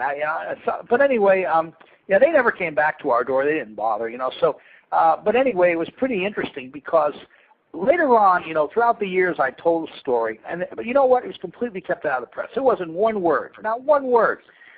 And I've met so many people that were there that day. And in fact, I met a guy named Inspector Larson. Now, he was a very important man in the town of Hempstead Department of Public Safety. So if someone's a credible law enforcement officer, he was there that day, and I remember him coming out to one of my library meetings and being willing to stand up, and I recorded him on video. He said, look, you know, what Bill's saying is true because I was there, and I'm telling you, the hazmat teams, I don't know where they came from. We didn't have any in those days. He said they came out and they scrubbed down the pool, closed it for 24 hours, but within 24 hours it was open for business, you know, and everything was fine. It was like nothing ever happened. They didn't actually, I don't think they actually emptied the pool in a conventional sense. They didn't put the water down the drain. I think they piped it out and then they put it in something else like tanker trucks and took it away. That was the assessment. That's what he felt was going on from what he was viewing. He was only allowed to get so close. He was there to keep the public away. They actually took canvas tarpaulins and they hung them over the fence. See, the fence that surrounded the pool was one of those big wrought iron deals that you could see through, you know, so they had to literally hang these tarpaulins all around the entire place so nobody could see what was going on inside. So this was obviously some sort of cover-up, but, you know, I don't think there was a soul who saw this that I spoke to that ever believed this was some government project. First of all, you know, that always makes me laugh because I'm not saying that government projects don't fly over Long Island, but I'm saying why fly them there when you could fly them out in the desert at Area 51 where only the gophers could see them and the prairie dogs. I mean, you know, if you go to some of these places, with the exception of Calverton, which is buried deep in Suffolk County, where they might work on some propulsion systems, for the most part, most of the stuff that was done there that was secret was primary by the 1980s and 70s was primarily computer software and computer programs and engineering things that would be built elsewhere. You know, they might design it there, but it probably would be built out the Skunk Works or somewhere. It would never be built in Long Island. It was not there, you know. So there was a lot of stuff going on with that case. So that was a paranormal place that had two significant incidences that were diametrically opposed to one another. You had ghosts and you had UFOs. You know, and I'm not so sure they're diametrically opposed. They're just different venues. Probably. Do you have any speculation on that since it came up? I mean, is there any connection between spirits and ETs, interdimensional beings, etc.? Well, you know, it just bothers the daylight out of me that the ghost hunters, which, you know, I don't take very seriously anyway. If you've read my website, I probably know that's true. But not to say they're bad guys. They seem like really nice guys. But you know what?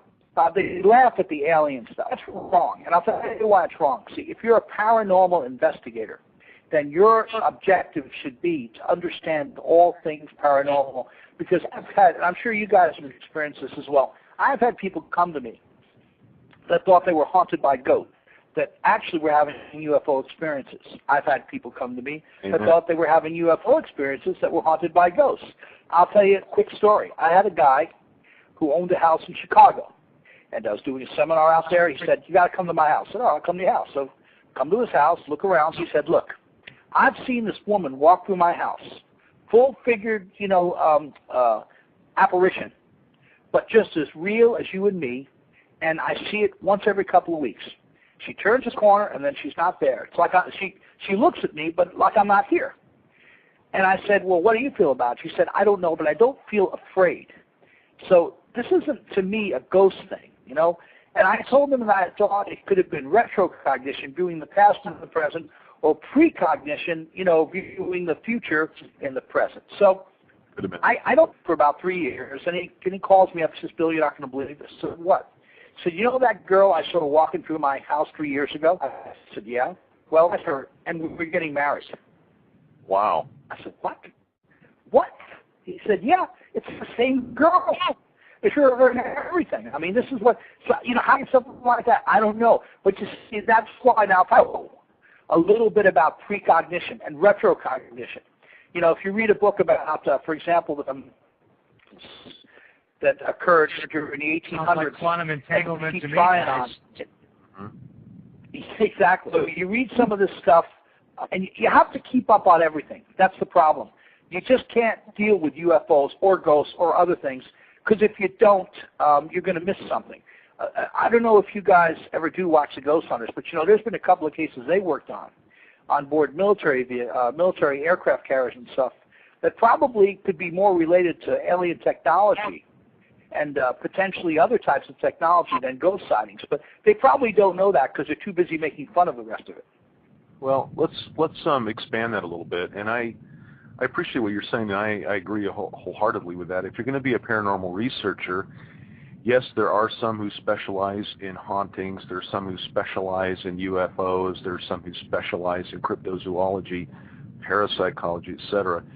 But one of the things that we do, not only the Spirit Team, but also Paranexus Research Foundation, is we look at everything like you're talking about, because there are some times when you're dealing with a case and you're not entirely sure. For example, the Stan Romanek case that we investigated here a month or 6 weeks ago. You know, initially we were looking at that as a haunting-related type of a case. When after we got into, now we knew that Stan had the abduction experiences, but some of those things that happened could have also been spirit-related. And so we kind of went into that with the idea that it is potentially a spirit-related case. However, we weren't closed-minded to anything. And as it turned out, it appears at this point that it's not a spirit-related, that it's interdimensional type things going on there. I mean, we had the water faucet turn on. We had the TV turn on 4 times by itself. We had some other things happen. And by the way, something that just occurred, Stan had a little party at his place on July 5th, day after July 4th, and we had a couple of investigators there. And the water faucet apparently had turned on again before they got there and then once afterwards. So the activity continues. But I wanted to just point out that if you're a paranormal researcher, be a paranormal researcher. Broaden out. We've had some things happen too where people who are very much into spirit research, they just can't wrap their brains around extraterrestrial activity, and that blows my mind. Even psychics, some, not all, some, and that blows my mind. People that I know that literally see dead people don't really know whether they believe in ETs and kind of scoff at it. So my recommendation is don't be, and this is not a reference to TAPS by any stretch, because they are nice guys, and I really do believe that. They just have a specialty. That's fine. But don't be a ghost hunter, and this is not a reference to TAPS. Just generally speaking, don't be a ghost hunter. Be a paranormal researcher and broaden your horizons. I said it. I'm done. Sorry for the rant. Oh, I think you're right. I think you are so right on with that. And I'll tell you, people don't understand, okay? Because, look, we all have our little satchels. We all have cases. We all have little toolkits, I mean, when I got involved in this, I started to build toolkits all the time, You do that. But you know what? Your best tool is what's in your head. And if you don't have a good commonality database, if you haven't read the books, put the time in to learn, consider other people's viewpoints, whether you believe them or not or agree with them or not. If you put that stuff in, it will help you down the line, because there's going to come a time when you come across cases and things that go for something. And if you don't know it, have that information, you're out of luck. They have made some very bad assumptions. And in bad assumption, how in the world are you putting forth or moving forward the entire paranormal research community? Well, amen, brother.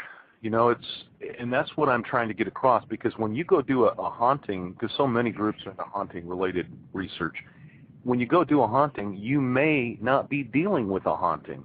You may have some overtones of haunting or spirit-related activity, but you may not be dealing with that, and so you need to be aware. For example, if you ask questions on, is there any kind of missing time or other things, you've got to use your own good judgment, your knowledge base, and try to determine what's really going on rather than just observe the paranormal. I just don't have time to go out and watch or to just observe and do nothing.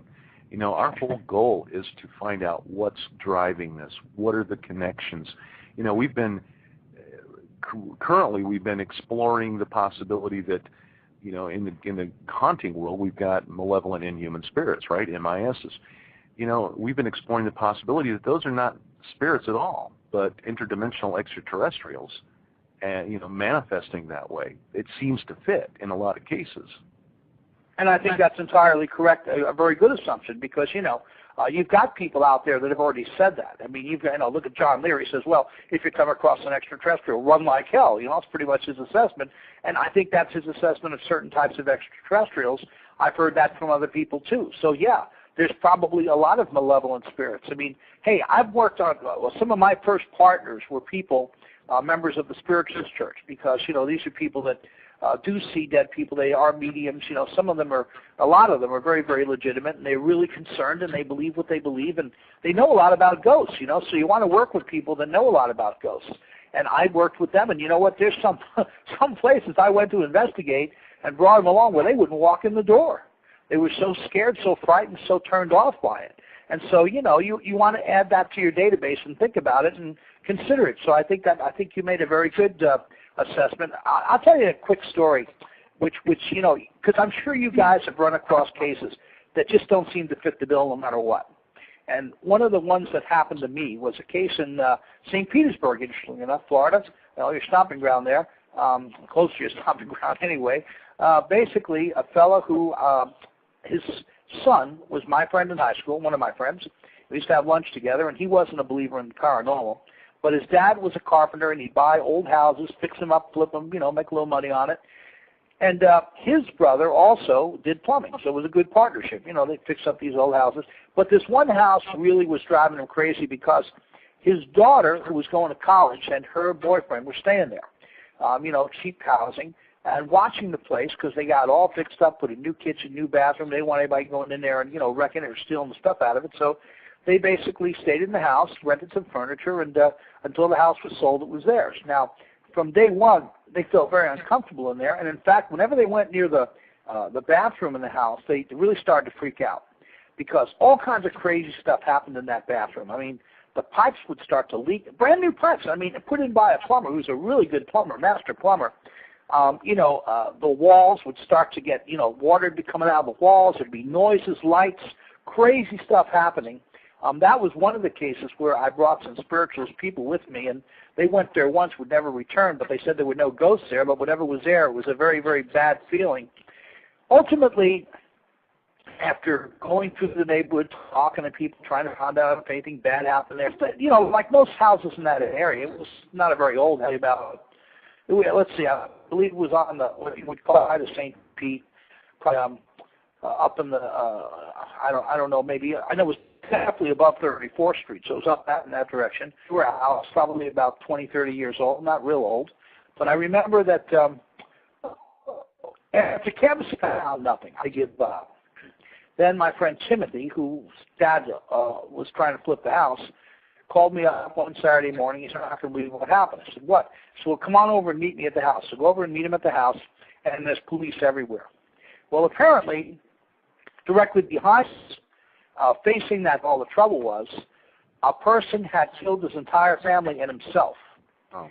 And after that, it stopped. Now, what do you say about that? You know, why did that stuff spill over into their house?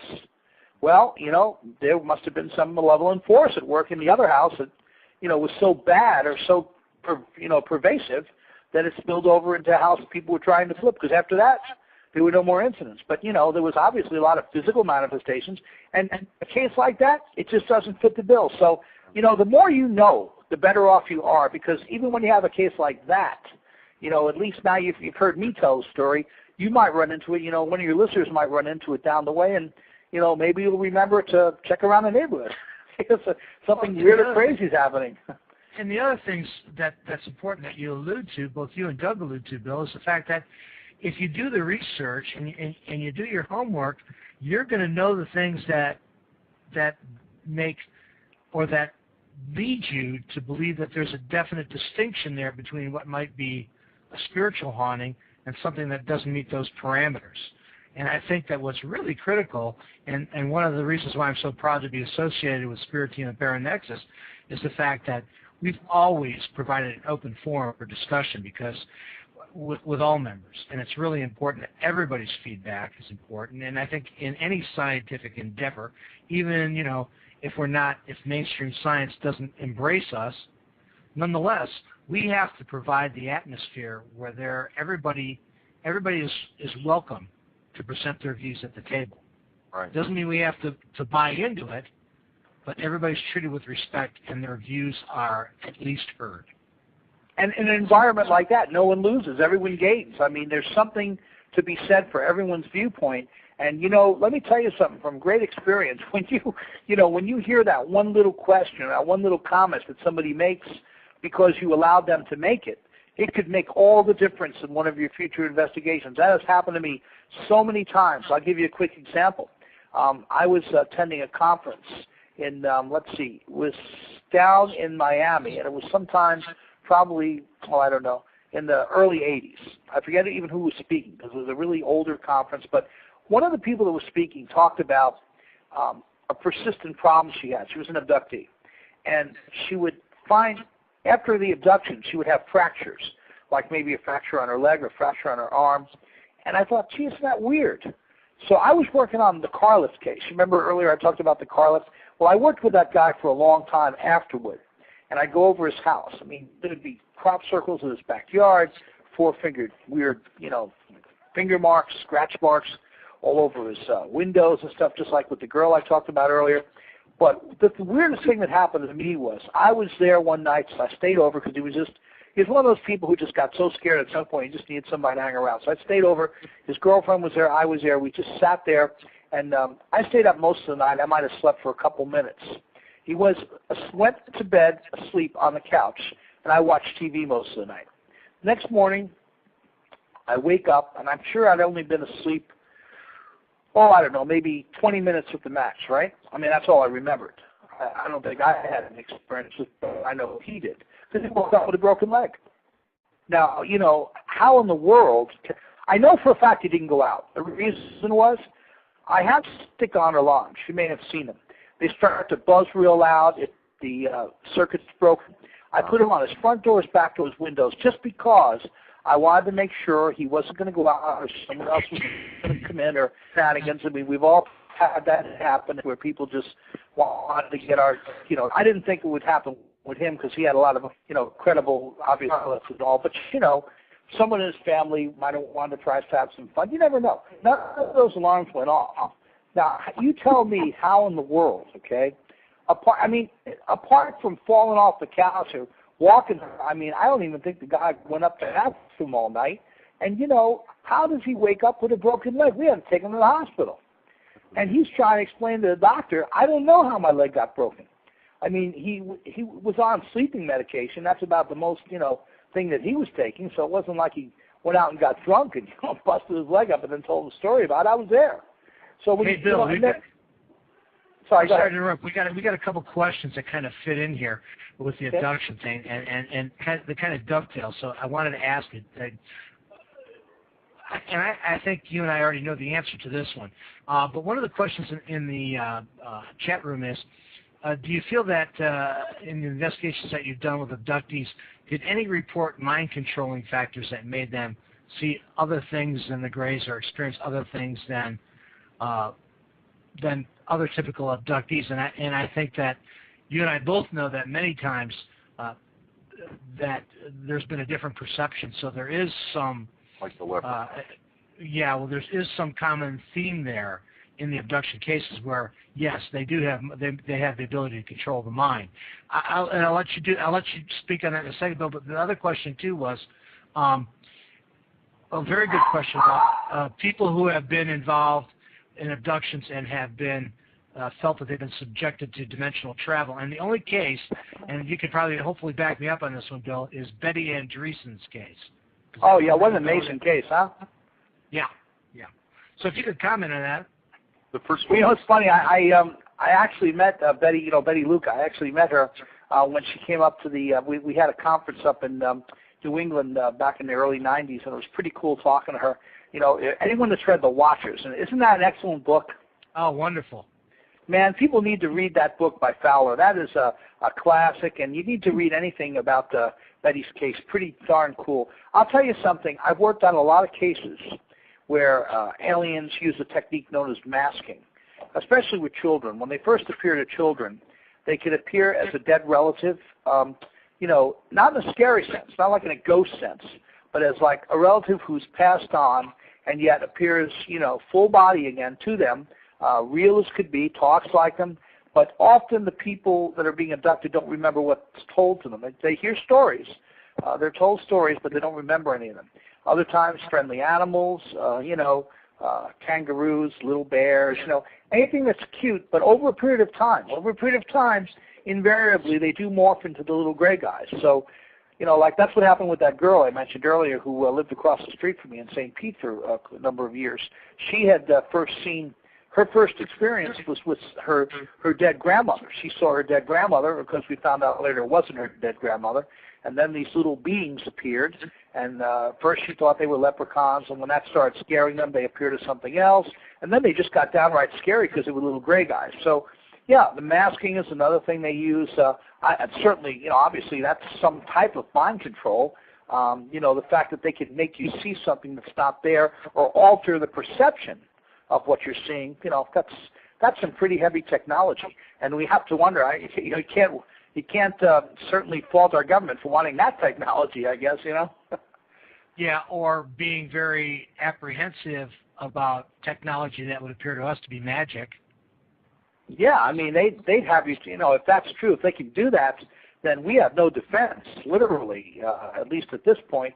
And I think that's why we've seen over the years the government's constant psychics and remote viewers, is because I believe that contrary to a lot of beliefs, a lot of people that just think they're using them to spy people and, you know, using them as some sort of psychic assassins. But I think it goes a lot deeper than that.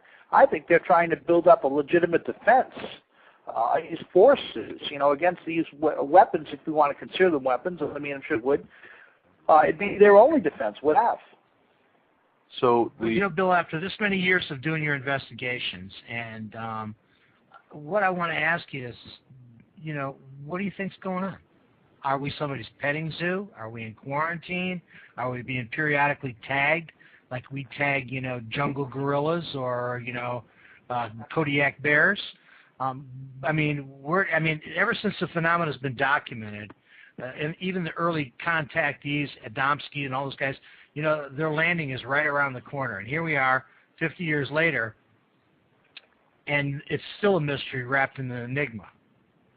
Well, you know, whether we like it or not, there's no doubt that we're on the low end of the technology. But you know what?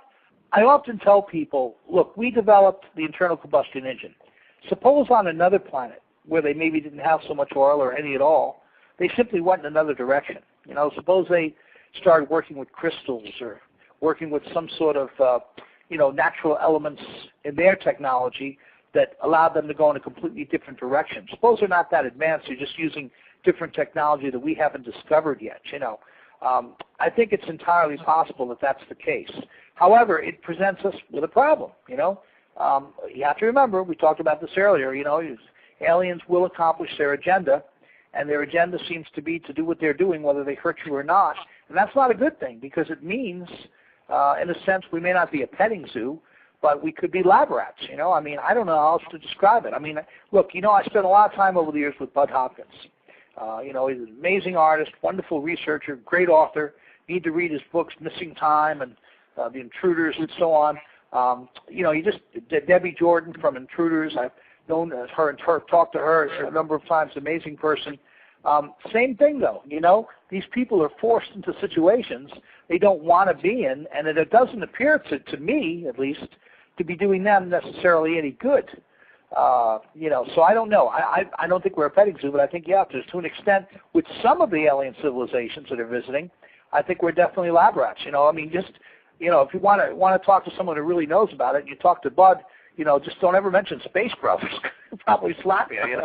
Well, the other thing is too, Bill, is that I tend to think of it like, I think we tend to think of it I think the general population thinks of it in terms of Star Trek-ish sort of stuff, 100, 200 years.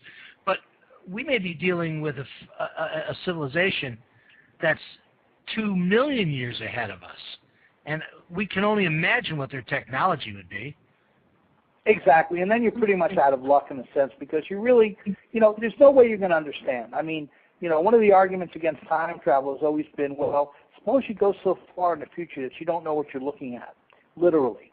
I mean, you went back in time and brought some of our technology with you, and even a flashlight might scare the daylights out of someone who never saw one before. I mean, it took me a long time. I'll give you an example. You might recall when the Atari games first came out, okay? I, for the longest time, until I understood the basic conception of it, couldn't wrap my head around the fact that people could play a game without some sort of I was from the real thrill tape generation. So where's the moving object? I didn't understand that you could, take the transistor and put all this information in it. I had no clue about this. Or, a GPU, whatever you want to call it. So that's the point. It takes a while for us. But you know what? I think that's one of the reasons that the government's so heavily involved in the reverse engineering is because they want to understand it, not just duplicate it. They really just want to understand it.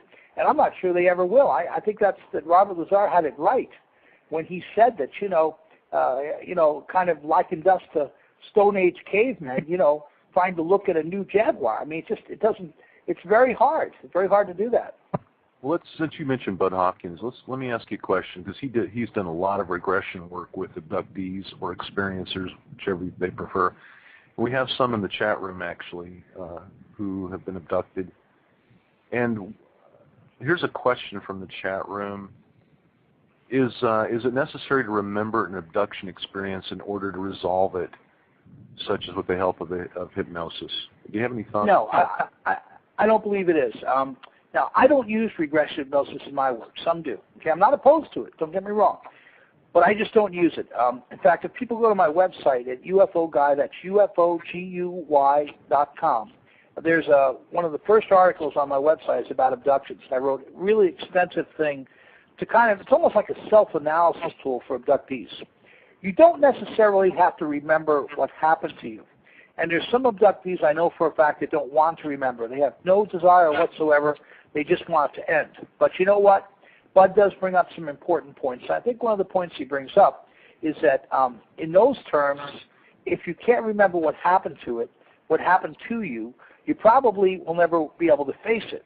And it may come back to you suddenly in a dream anyway. I've had that happen. I've seen people where they didn't remember a single thing. Then they call me, next morning and say, I had this dream and it all came back to me. It brought it back, or I heard something on television in a book and there it was, So it probably at some point will be remembered, and then of course it's up to the individual how they'll deal with it. But you see, one thing bad about regression is you're reliving the event. It's not a memory. It's literally reliving it. I'm not sure how healthy that is, mentally. It depends on how the hypnosis is conducted. That's true. You can also arrange it to where they're not reliving it, but they're watching it, like on a movie screen. And, that's just one. There's a couple of different approaches to that. But that's interesting. There's another question. In your experience with abductees, do they talk about a gathering or a time where they're supposed to be doing something but can't recall what it is? Oh, yeah, I see that a lot. I mean, you've got people that, especially during the abductions, you've got people that see the same people over and over and over again.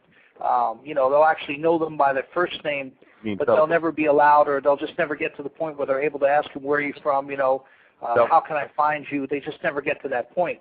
And then I've seen abductees come together, in the sense of they don't know each other are abductees, and yet they'll get together. I've seen that happen a lot. especially during my research on Long Island. You find these people that just had they were not alike. They probably should never have been friends in terms of their personality styles or lifestyles, and yet there they were, drawn to each other. Why? Well, who knows? Obviously for some reason it must have had something to do with their abduction experiences. So I have seen that. I'm just at a loss to explain it. Well, there's in some of the abductees cases, I think it was documented in John Mack, and even Bud Hopkins has documented this, and Fowler, is the fact that there seems to be this common thread where some abductees will be given panoramic visions of future cataclysms, earth changes, the need for humanity to, develop a whole new attitude, or that they have been selected for either as a genetic repository to save the race. So I think that I've heard that too. Some of the cases. Yeah, that's been one theme that I think that might answer somebody's question in the in chat room, because that is a theme that has been reoccurrent. Yeah, then you've got the hybrids. A lot of the babies that are. I worked on a case where there was a woman named Virginia who lived out in Suffolk County in Long Island, and she basically, she wasn't seeing anyone at all, and it was really troublesome for her because she was also a law enforcement officer, and she did not want to be pregnant. And after about 4 months, a pregnancy was taken from her. She remembered that. On future abduction, she was shown this pregnancy. She was shown the baby, and the baby was indeed a hybrid of an alien and human, and she felt like there's a reason they were doing this. They never said why. You could speculate that they were trying to rebuild their DNA or something. Who knows? I don't know why. But I think the hybrid thing is a very big part of abductions. And I know if you listen to Bud Hopkins or some of these other people, you'll find out that has been a big part of their research as well. One of the things I wanted to ask you about Bud Hopkins was, and I've read quite a few of his works, was where he talks about he's intentionally kept like logos or insignias or uniform designs away from the public. Has he ever shared any of that with you, Bill? Some of his sketches and drawings, or what he's gotten from the abductees? To an extent he has. There's things that even when Bud speaks, a lot of times he'll tell everybody, okay, look, if you're recording, turn it off. If we got cameras, don't take pictures. No recording of, no video recorders. Because there's stuff that he does share that really, and it's for his own good. I fully understand. You can't let absolutely everything you know out if you want to keep the investigation objective. It's just not going to work. I think some people go overboard, especially when it comes to UFO, investigations. I think you could, you could argue about the different methods used in, interviewing a UFO witness or a paranormal witness or a witness of ghostly activity. But in the long run, conversation is still the best way to get information. And if, conversation's a two-way street. You've got to talk as well as listen, So consequently, that, some of the stuff that Bud has kept back has simply been so that he can verify what people are experiencing. I certainly agree with him on that. And like I said, I've done the same. I think we've all done it. Some of the stuff's pretty bizarre. I don't recognize that there's anything I've ever seen. I've never seen anything like it before, except there was a couple of cases he had that he showed us stuff where I'd recognized it from drawings. In fact, the Richard Price case I mentioned earlier, he had drawn an alphabet, if you will, a kind of weird hieroglyphic alphabet. And when I first showed it to Bud, I remember Bud raised his eyebrows and said, "Whoa!" He said, "Come look at this." He dug in his files and showed me the exact same thing from someone else. And then, interestingly enough, later on, the car lift guy showed me almost the same identical set of hieroglyphic style alphabets. So again, you have commonality, but if you start publishing that stuff around, then it kind of loses its investigative and research value. Bill, speaking yeah, absolutely. Go ahead, Doug. Speaking of the hieroglyphic type writing, there's some pictures, photos, I believe from California, these funky-looking UFOs. You know what I'm talking about? With the edifices that come down, they have that funky writing on them. Okay. Are you talking about the surveillance drones, Doug? The drone. Are you familiar with those? The alien drones? You mean the drones that people have photographed? Yeah. The dragonfly drones? Is that the ones you're talking about? I think so. Something they're really up close, and you can see the writing. Yeah. Pictures. Yeah. Is that the hieroglyphics you're speaking of? Does it have any resemblance to the hieroglyphics in those pictures? No, no. I've seen very, very few examples of those. And like I said, the only examples I've seen are from abductees. I've never seen them on any craft. In fact, interestingly enough, the car lift guy was the only one I've ever met who actually could tell me what they mean. And of course, they had very, they didn't have specific meanings because you'd have to put them together. It's almost like trying to read a book, but in order to read the book, you can't read pages or chapters. You have to know the entire book to understand what it means, that kind of thing. So, he would give me kind of like basic understanding. But what was funny was the guy made some sense. I mean, whenever he would tell me what something means, if I knew where it came from, like if it came from one of the other two abductees that I worked with that drew it, it kind of made a lot of sense to me. Like he'd say, this particular symbol means water. And at the time, the gal, Virginia, who drew the one set of hieroglyphs for me, she lived right near the water, literally, right on the water. And then there were other similar things. For example, one meant child, and of course she had just, had her child taken from her. So there were things like that, commonalities that really, that guy could just spook me. That's the one person, I'll tell you, when I would walk out of his house at night, I'd be waiting for Rod Serling to come out and end the episode, literally. It just, man, I don't spook easily. You can't if you work in this field. But, man, when I walked out of his house, I'd always make a beeline for the car and get out of that neighborhood just as fast as I could. Speaking of symbols now, there's a question from the chat room, actually a couple. Do abductees commonly have a symbol that seems recurring to their memory, almost like an unassigned name of sorts? And connected to that is another question, is there any meaning or significance to circles, not crop circles, but just the symbol of a circle? Well, of course, everyone would say a circle means universal, I think that that's something that you see when you examined many of the ancient writings, especially the most primitive. The further you go back, when humans started to be able to write, it would be very simplistic. And of course, a circle would always be something that you would assume would mean universal. And then if you saw these circles would go out from the center and become spirals, which would give you the idea of the spiral meaning time moving on. Some people believe that they were measurements of time. They were indications of the growth patterns in a tribe, or the even the mental abilities. So I'm certain of that. I have not seen a lot of that in the abductees' writings. The hieroglyphs that are drawn are very, very complicated, and they're very unusual. They look very different. They don't look like Egyptian hieroglyphs necessarily, or even Aztec writings, nothing like that. It's just something really, really different. It's very hard to describe. What about have you ever had any of them say anything about what was assigned to them that they remember later? Well, there are certainly, I think that's true, yes. I don't, certain of the three that I worked with that had the ability to draw the hieroglyphs, certain that each one felt that at least one hieroglyph on the page referred directly to them. Now, I don't know the name because they never said it was them, but it was more like a identification. It wouldn't mean human, but it would mean them.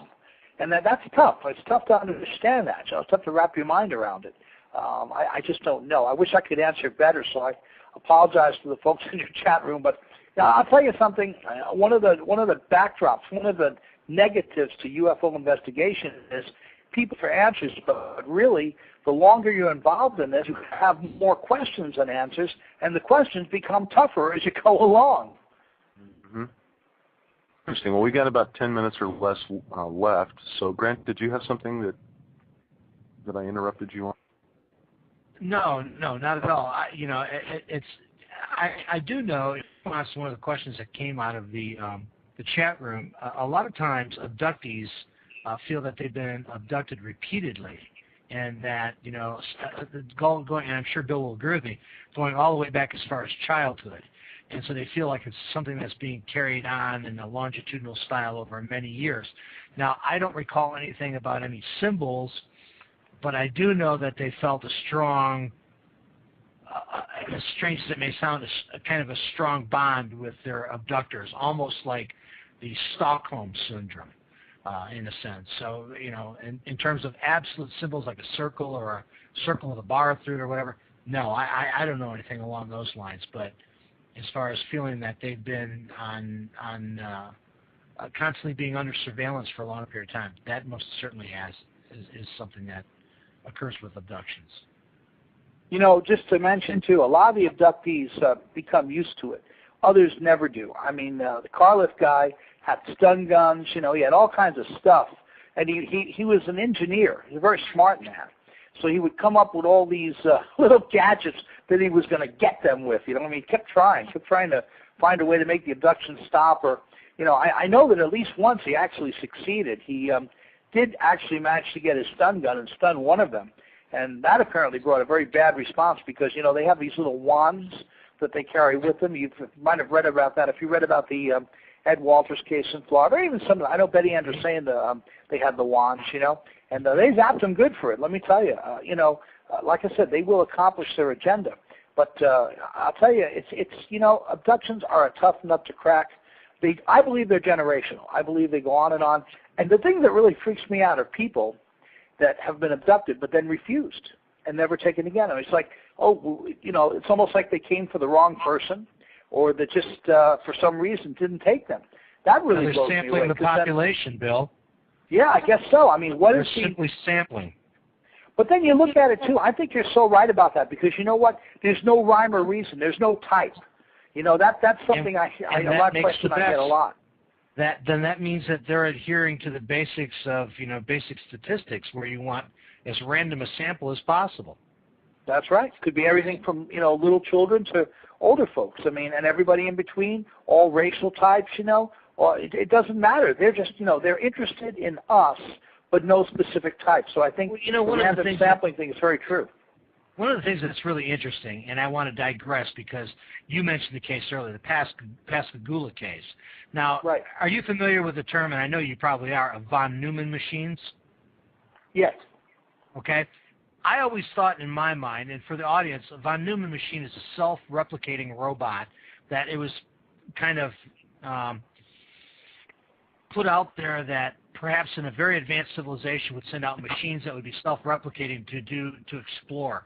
And in the Pascagoula case, I always kind of wondered whether or not those were more machines than they were actual aliens. And I thought that case was absolutely fascinating from the standpoint of like coming out, tagging a couple of wild creatures, and moving on to the next assignment. Well, one thing people will find, they go to my website at ufoguy.com. I have a video that I did with Charlie Hickson.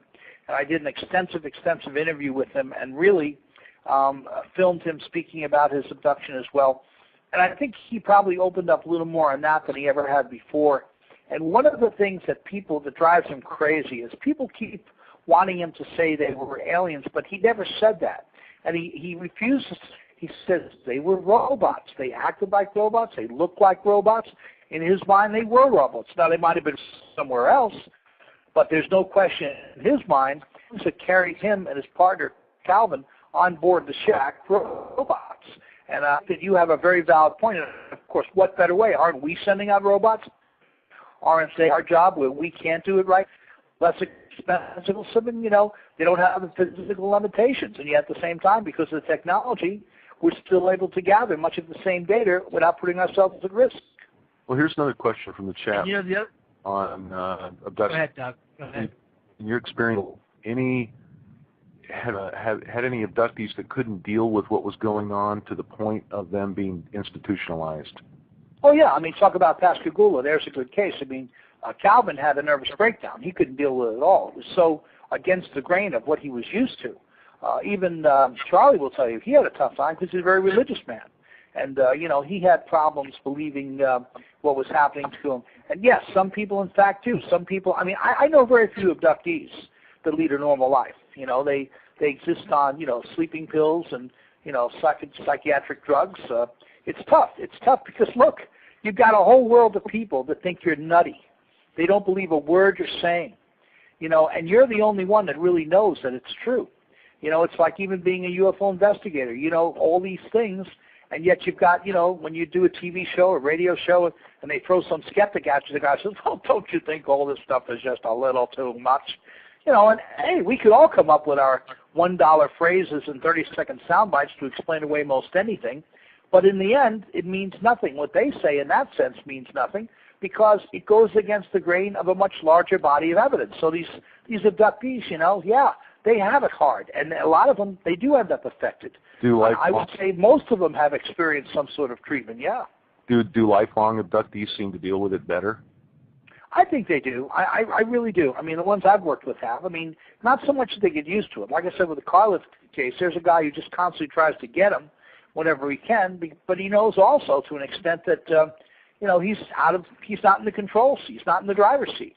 All right. He's got to do what they say. Only got a couple. Don't you think, too, Bill, that it really varies with the individual? Because a lot of individuals, it depends on, a lot of demographics, too, as to how they deal with it. And some deal with it a lot better than others. I think it just depends on the individual. I mean, we all react different ways, and I think it depends a lot, too, on your belief systems, if you can accept it. If you can't accept it, that's tough, because then, it's going to happen to you, whether it's like the old saying, some things are true whether you believe them or not.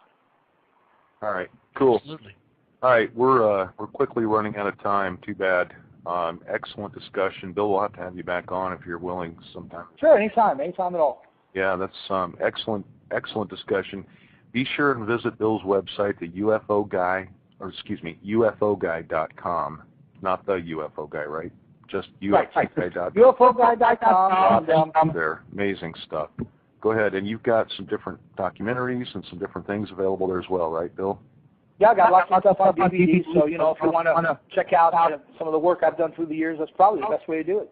Yeah, cool. And lots of free articles, too, so, spend some time, take your shoes off, pull up a chair, and spend a few days reading on my website. Yeah, there's a ton of stuff, and some other areas as well. Anyway, excellent 2 hours we spent, some great information. Appreciate everybody's participation in the chat room and questions that you had. Appreciate you taking time out of your day to listen. Now, next week we have Dr. PMH, it is PMH Atwater. Is that who we're... Yep, one of the foremost researchers in the near-death experience. And that's what we're going to be talking about. That'll be a great show. So we've got that on next week. In fact, she's going to be on a couple of weeks after that on a different topic as well. So some interesting guests coming up, trying to get some great people, and we have. And we're really proud of that, too. And we appreciate, Bill, your time tonight. Thanks so much for coming on. It's been a pleasure. And everybody make sure you support these.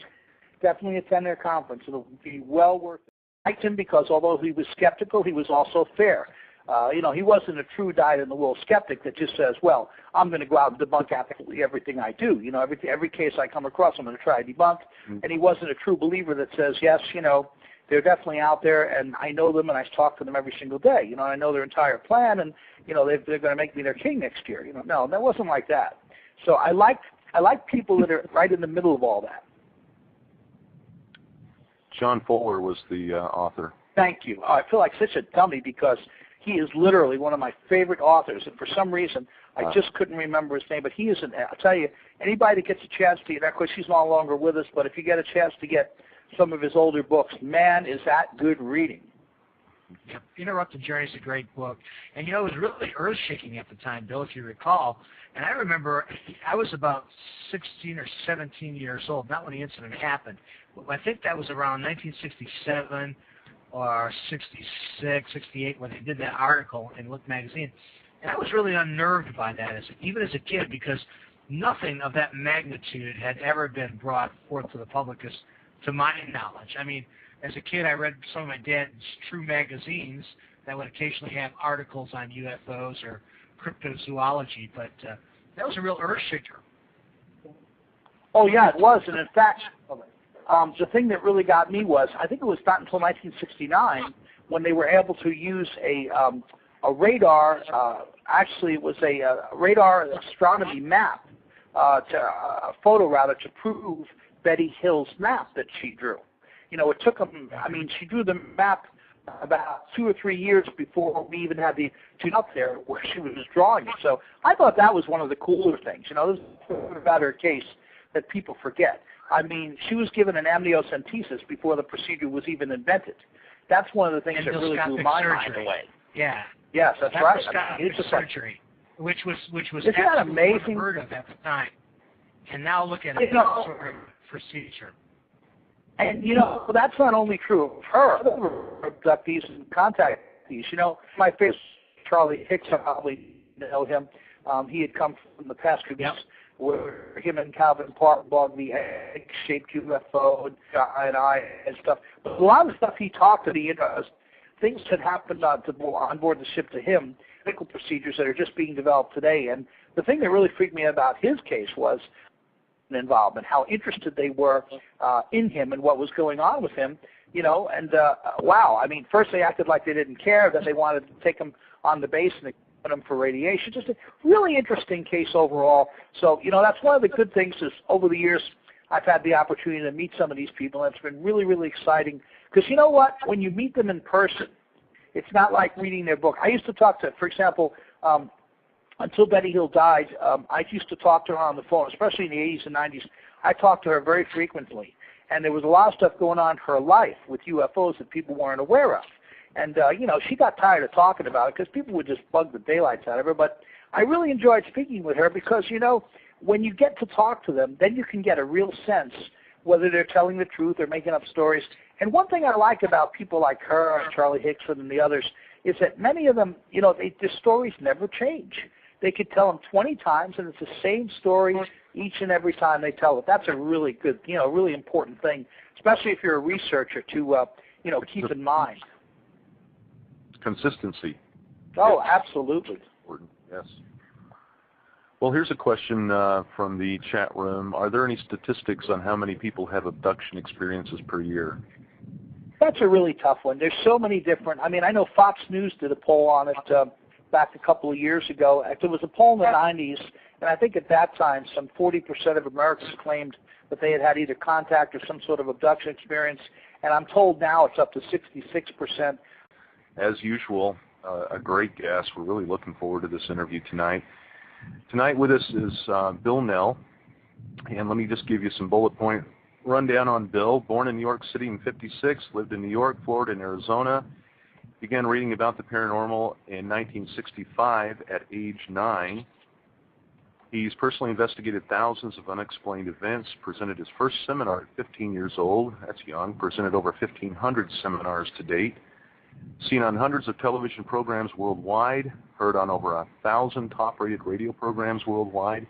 Featured in hundreds of influential publications worldwide. Written and produced over 40 paranormal documentaries. Author of hundreds of articles about the unexplained. He experienced 2 UFO sightings in 1988 and 1991 in New York. Former MUFON New York State Assistant Director. He's the founder of Island Skywatch and the New York UFO Report. And he's a consultant to the X-Files and major Hollywood films. Bill, welcome to Paranexus Universe. Thank you. Thanks for having me on your show. It's an honor. Boy, I mean, if you look at your website, which is ufoguide.com, right? Am I correct on that? Yes, that's correct.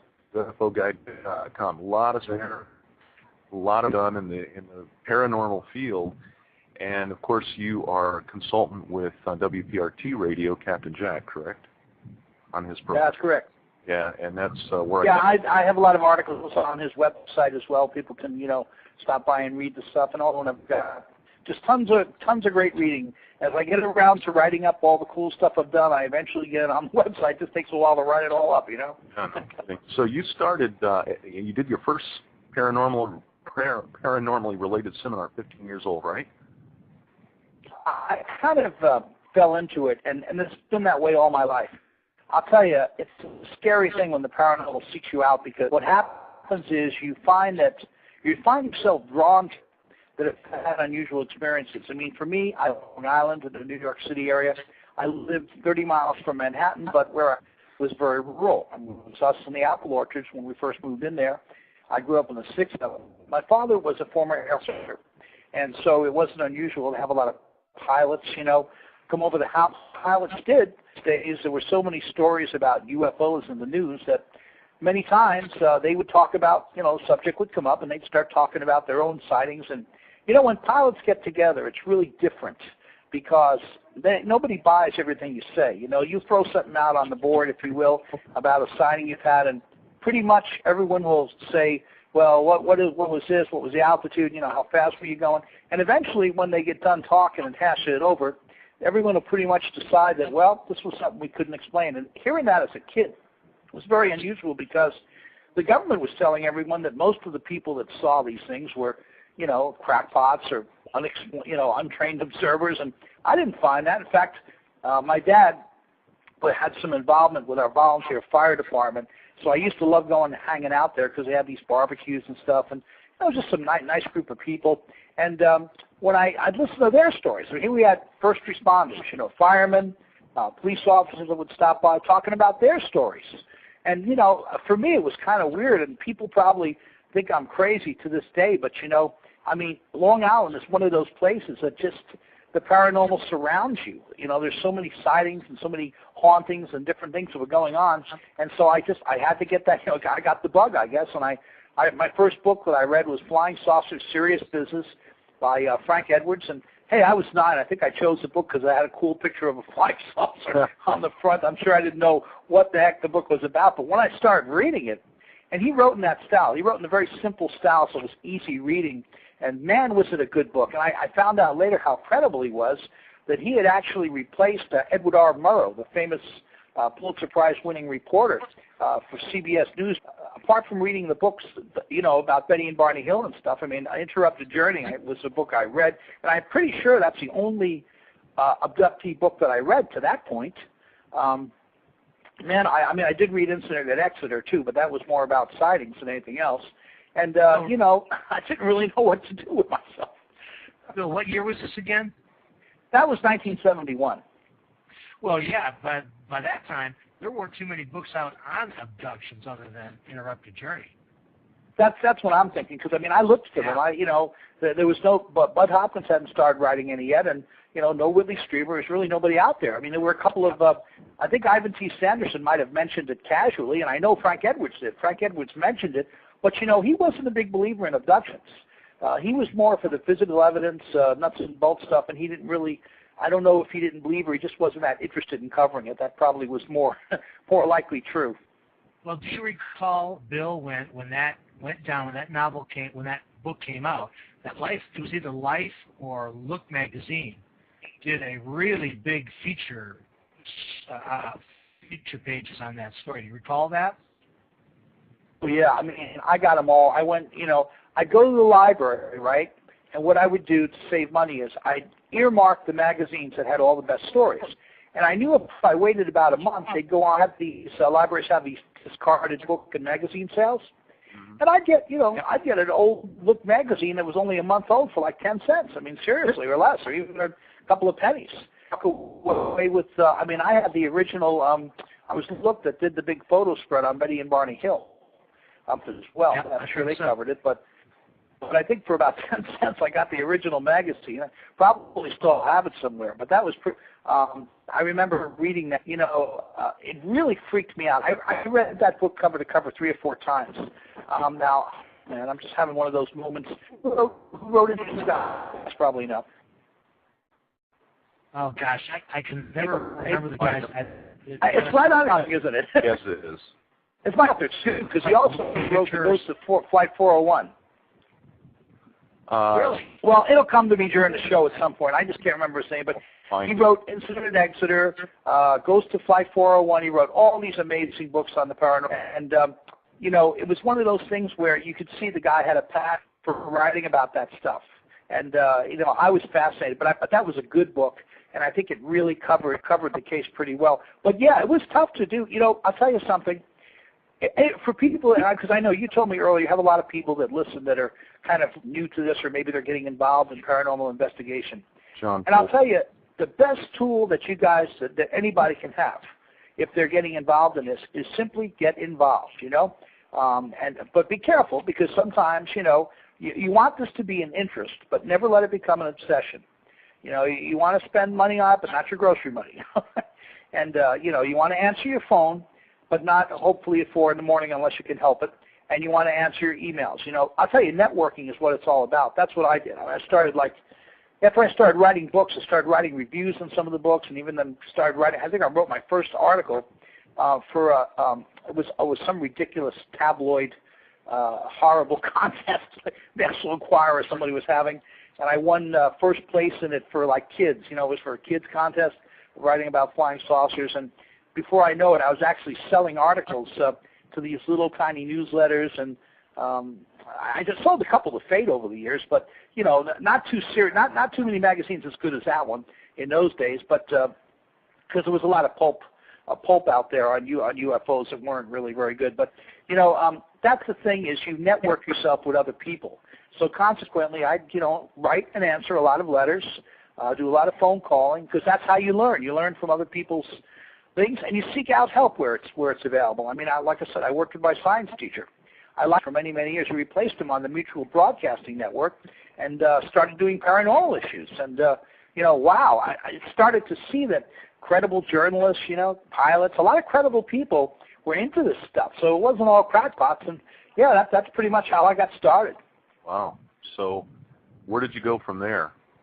Well, by the time I was in high school, I had amassed a pretty good library. I mean, used to drive my mother crazy. I had boxes and boxes of books in my closet in my room, and when I ran out of shelves, I'm certain that I had over 500 books, and most of them bought with my allowance money, because in those days books were cheap. But at any rate, I started loaning them out to friends that were interested in the paranormal as much as I was. And I met a science teacher in high school in my first year who really he was very skeptical, but he was also objective. He was willing to consider the possibility, and he liked the subject of the paranormal. So I brought some of my books into school, and he said, well, if you can leave a bunch of them here, if people want to sign them out, we can create kind of a little paranormal lending library. So we did that at first. And then my high school, my junior year, he suggested that I start a UFO club. And that really was a stretch for me because, I never done any public speaking or anything. There really wasn't, I didn't consider myself to be, a leader material. I wasn't going to be the student council, I figured, all right, I'll try it. I mean, if there's chess clubs and math clubs, a couple of kids in the school crazy enough to UFO club. So the teacher got all the paperwork together. I took it to the library, photocopied it, and we put out a little, posters. And I figured, well, okay, the first meeting, which was held in the science classroom, bring 3 or 4 people. Well, I was stunned because the place was packed to the rafters. Not only did students come, but teachers came, and even the school principal. Now, he was a Marine Corps drill sergeant. He had served in Vietnam. He was just a really tough guy, and he told us his story. He actually saw a classic green fireball type of UFO that buzzed his camp while he was in country in Vietnam. And what freaked him out was the fact that after it happened and everybody saw it, he went to the officer of the day, who eventually brought him to the commanding officer, and they all said, don't worry about it. Don't even write it up. He's like, that in a war, that just doesn't happen. He thought that was very odd. So he told the story, and then it dawned on me what it was really all about. I mean, by that time, that was about 1971. I would say that, well, of course, the government was no longer investigating UFOs. That they were done for several years by then. So people just wanted a place to go with their sightings. So I start my little UFO club, get some of the other kids. We eventually took a small number of them that were really into it as much as I was. We had a couple of gals and a couple of guys and myself. And we ran the whole thing along with the science teacher, and people were actually driving the school crazy because they started to calling the school switchboard with sightings to report. And they actually had to give us a little mailbox in the office because they got tired of answering the calls. So one of the first calls that came in was about a bunch of younger kids who went to an elementary school a half mile from my high school. By the way, that took place in Gulfport, Florida. You guys are in Florida, on the west coast near St. Pete. And this was a little elementary school, and they said that they went to the playground and they saw a classic disc. So, that sounds pretty interesting. So we go to talk to them. We meet the science teacher goes with us. We meet the parents. Next thing we know, it's a little more than that. Disc landed in the playground of the school, left a crop circle behind. So I'm like, man, this is getting really interesting. We're all excited. Then I find out that the kids were at the school. They were there after school, about 4 o'clock in the afternoon, and never came home till almost 10 o'clock at night. And as far as they were concerned, they were only there a few minutes. So now I've got, you know, a disc-shaped UFO sighting, a landing, a crop circle, and 9 kids with missing time for my first investigation. So it wasn't hard to get hooked on this, you know. And, of course, to be honest with you, apart from reading, I just don't know, you know, because when you talk to people that make those claims, you know, the contactees are tougher to deal with because many of them, you know, they come up with individual stories, and if there's not a lot of commonality, it's a tough nut to crack. But the abductions, you know, there's a lot of physical evidence. I mean, the scoop marks, you know, the holes in their teeth, the holes in their ears, the implants. I worked with a guy named Richard Price who really blew me away. This guy had an implant that was put in the lower abdomen part of his body. And eventually it came out. It was studied by a man named Dr. Pritchard at Syracuse University in New York. He was from upstate New York. And, you know, I mean, this was one of the first times, and this was probably, I'd say 1988. This was one of the first times when we actually had something that, you know, came from somewhere else that could be proved. In other words, a legitimate scientist took a look at it and said, wow, you know, this is made of very common things. You know, it's got selenium in it. It's something you'd find in a circuit board, but the way it's formed, we can't do it, you know. I love cases like that. So, you know, I don't know about actual numbers, and I'm certain the numbers would vary. But, you know, if you asked UFO investigators like myself, I would say probably only about 20% of my cases ever involved abductions. But, man, some of them are really interesting cases. And, you know, most abductees don't want to talk about it. Very few come forward. And the ones that do, you know, when they come forward, it's only because they really want to validate or even put an end to what's been going on, you know, with them. You know, I talked a little bit about running into people with paranormal experiences. And when I Florida in around 1970 from New York, one people I met was a granddaughter of my father's buddy from the war. We used to call him the Colonel because he served on, like my father, he served on General MacArthur's in World War II. But his granddaughter, she used to see little men come in her room at night. And when she took her months to tell me this story because she's like, everyone thinks I'm crazy, you know, like, well, what do the men look like? Well, first they look kind of like leprechauns.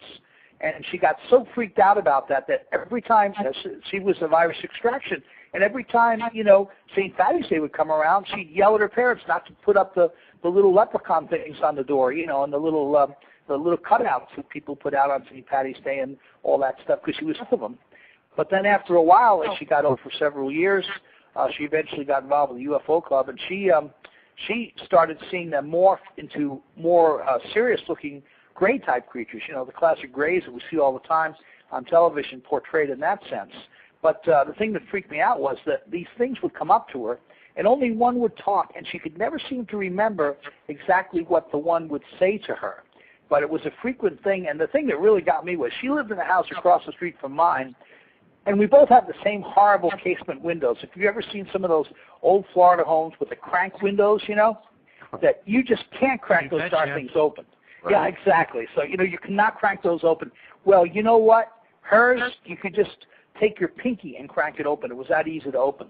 Everybody else's, no. Mine, you couldn't even open the darn things, but hers, no problem. And then also what I found of commonality-wise was on her windows and a lot of others, abductees cases I've worked on, all these little four-fingered marks on the outside and inside that were almost scraped into the paint and the wood, you know, really stuff like that. A lot of physical evidence involving abductions. Well, you know, I've read in some books, you know, when we're talking about the estimate of how many people on the planet have been abducted or presumably abducted. And I know that, I can't remember if this was Bud Hopkins' book or if it was a different one, but I've heard estimates of 3 to 5 million people. And I can't remember if that's in the U.S. or if that's worldwide. Have you ever heard anything like that? I haven't, but I would say that's a very conservative estimate, you know, because I think that, you know, I've been in this for so long, and the more people I meet, you know, I guess I could say that I've met more people that are very believable as abductees